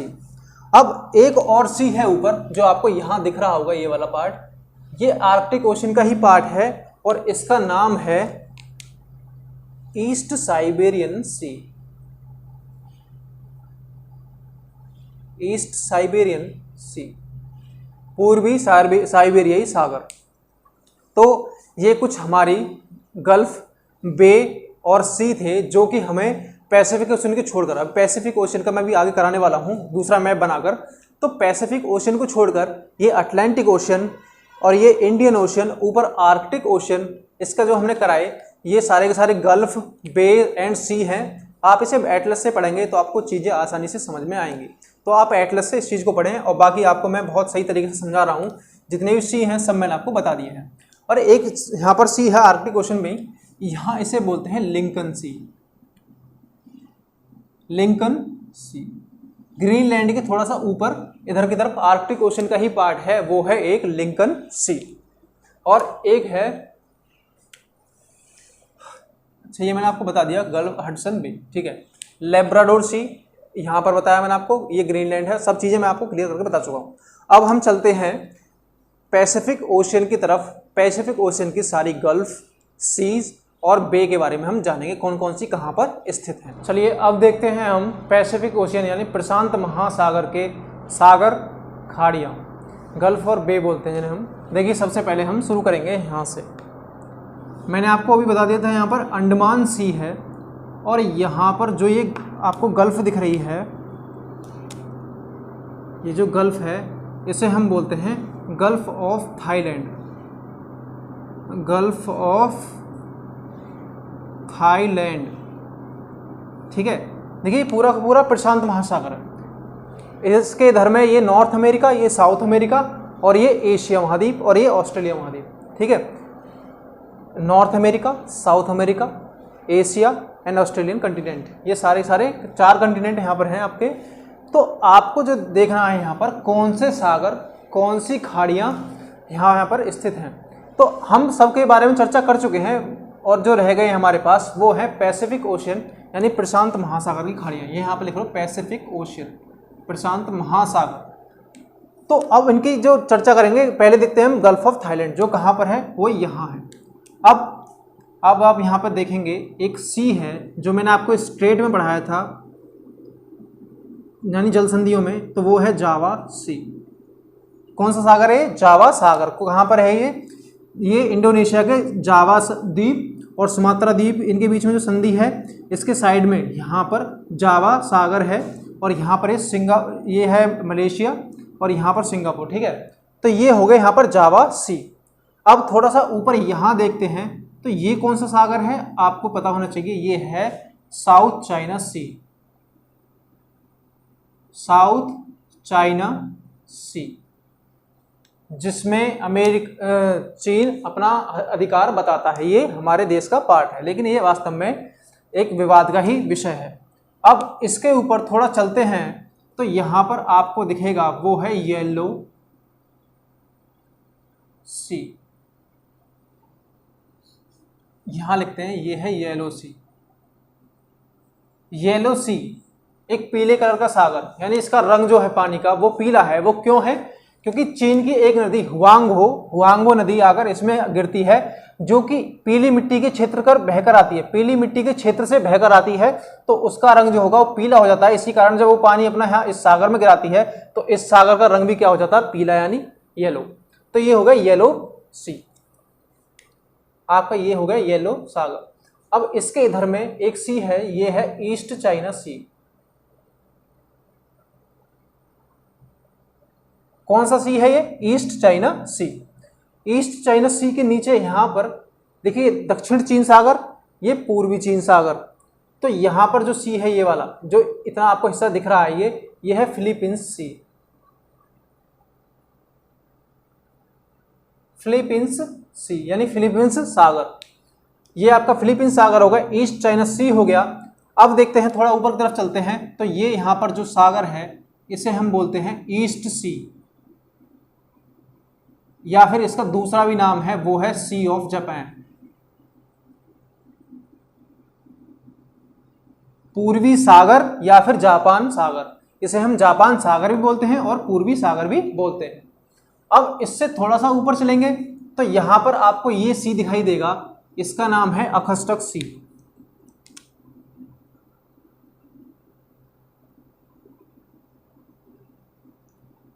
कौन सा सी है? अखस्तक सी। इसे आप हिंदी में लिखें अखस्तक सागर, आप इसे इस तरह से भी कर सकते हैं, ठीक है। ये हो गया आपका अखस्तक सी। अब थोड़ा ऊपर फिर चलते हैं, तो ये जो सागर है आपका, ये है बेरिंग सी। ये जो यहां पर सागर है ये कौन सा है? बेरिंग सी, जो कि मैंने जल संधि वाले पार्ट में आपको वहां पर भी बताया था। ये बेरिंग सागर है, ये बेरिंग स्ट्रेट है, यहाँ पर बेरिंग जल संधि है, और बेरिंग जल संधि के ऊपर ही आर्कटिक सागर महासागर का एक सागर है जिसका नाम है चुक्की सी, जिसे हम हिंदी में लिखता हूं मैं से चुक्की सागर। ये कौन सा सागर हो गया भाई? चुक्की सागर। अब यहां तक हम पहुंच गए, अब इधर से आना शुरू करते हैं। ये जो आपको गल्फ दिखाई दे रही है, ये है गल्फ ऑफ यहाँ कौन सा प्रदेश है? अमेरिका का प्रदेश है एक, अलास्का, तो उसी के नाम पर है gulf of Alaska. Gulf of Alaska. फिर थोड़ा नीचे की तरफ आते हैं, नीचे की तरफ आए तो हमें यहां पर भी एक गल्फ मिली जिसका नाम हम बोलते हैं गल्फ ऑफ कैलिफोर्निया। ये कैलिफोर्निया के एक प्रदेश के नाम पर भी पड़ा है, गल्फ ऑफ कैलिफोर्निया, जबकि ये जो हिस्सा है ये मैक्सिको के अंदर आता है। ये यहां से मैक्सिको है, तो ये मैक्सिको के अंदर ही आता है। तो ये होगी गल्फ ऑफ कैलिफोर्निया। मैं यहां पर आपको गल्फ ऑफ पनामा बता चुका हूं, गल्फ ऑफ पनामा। देखिए इतनी गल्फ और बे एंड सी हो गए। अब आते हैं थोड़ा नीचे की तरफ। देखिए यहां पर जो गल्फ है, गल्फ ऑफ पापुआ, ये एक देश है पापुआ न्यू गिनी। तो पापुआ न्यू गिनी के नीचे जो गल्फ है ये वाली, इसे बोलते हैं गल्फ ऑफ पापुआ। कुछ इस तरह से ये गल्फ ऑफ पापुआ। अब इसके नीचे आप यहां देख रहे हैं ये ऑस्ट्रेलिया महाद्वीप है। तो ऑस्ट्रेलिया महाद्वीप के ऊपर आपको ये हल्की सी गल्फ दिख रही है ये, तो इसका ही नाम है आपका गल्फ ऑफ कारपेंटेरिया। कारपेंटेरिया यानी कारपेंटेरिया की खाड़ी। ये पापुआ की खाड़ी, और इनके नाम हिंदी में पनामा की खाड़ी, और गल्फ ऑफ कैलिफोर्निया, कैलिफोर्निया की खाड़ी, अलास्का की खाड़ी, चुक्की सागर, बेरिंग सागर, अगस्टक सागर, पूर्वी सागर यानी इसे जापान सागर भी कहते हैं, पूर्वी चीन सागर, फिलीपींस सागर, दक्षिण चीन सागर, और यहाँ पर जावा सागर, और ये थाईलैंड की खाड़ी। तो इनके ये हिंदी में नाम हो गए। ठीक है। अब आपको पता है यहाँ पर एक देश और है, वो है न्यूजीलैंड। तो न्यूजीलैंड के इधर ये जो सागर है आपका, इसे हम बोलते हैं तस्मानिया। इसका नाम मैं ऊपर लिख देता हूँ, दिखाई नहीं देगा। तो आपका जो ये सागर है इसका नाम है तस्मानिया सागर, तस्मानिया सी। इसे हम बोलेंगे तस्मानिया सागर। अगर हिंदी में लिखना हो तो आपको तस्मानिया, ये हो गया आपको तस्मानिया सागर। अब इसके इधर यहाँ पर गल्फ ऑफ पापुआ हो गई, और यहाँ पर जो सागर है ये, इसका नाम है अराफरा सी, यानी अराफरा सागर। ये आपका अराफरा सी हो गया, ये गल्फ ऑफ पापुआ हो गया, ये गल्फ ऑफ कारपेंटेरिया हो गया, और नीचे आपका तस्मानिया सी हो गया। इधर सदर्न ओशियन यानी दक्षिणी महासागर हो गया, और आपकी बाकी की सारी खाड़ियाँ और सागर्स हो गए। एक बार फिर दोबारा से मैं जल्दी जल्दी रिपीट कर देता हूँ जिससे आपको चीज़ें आसानी से समझ में आ सके।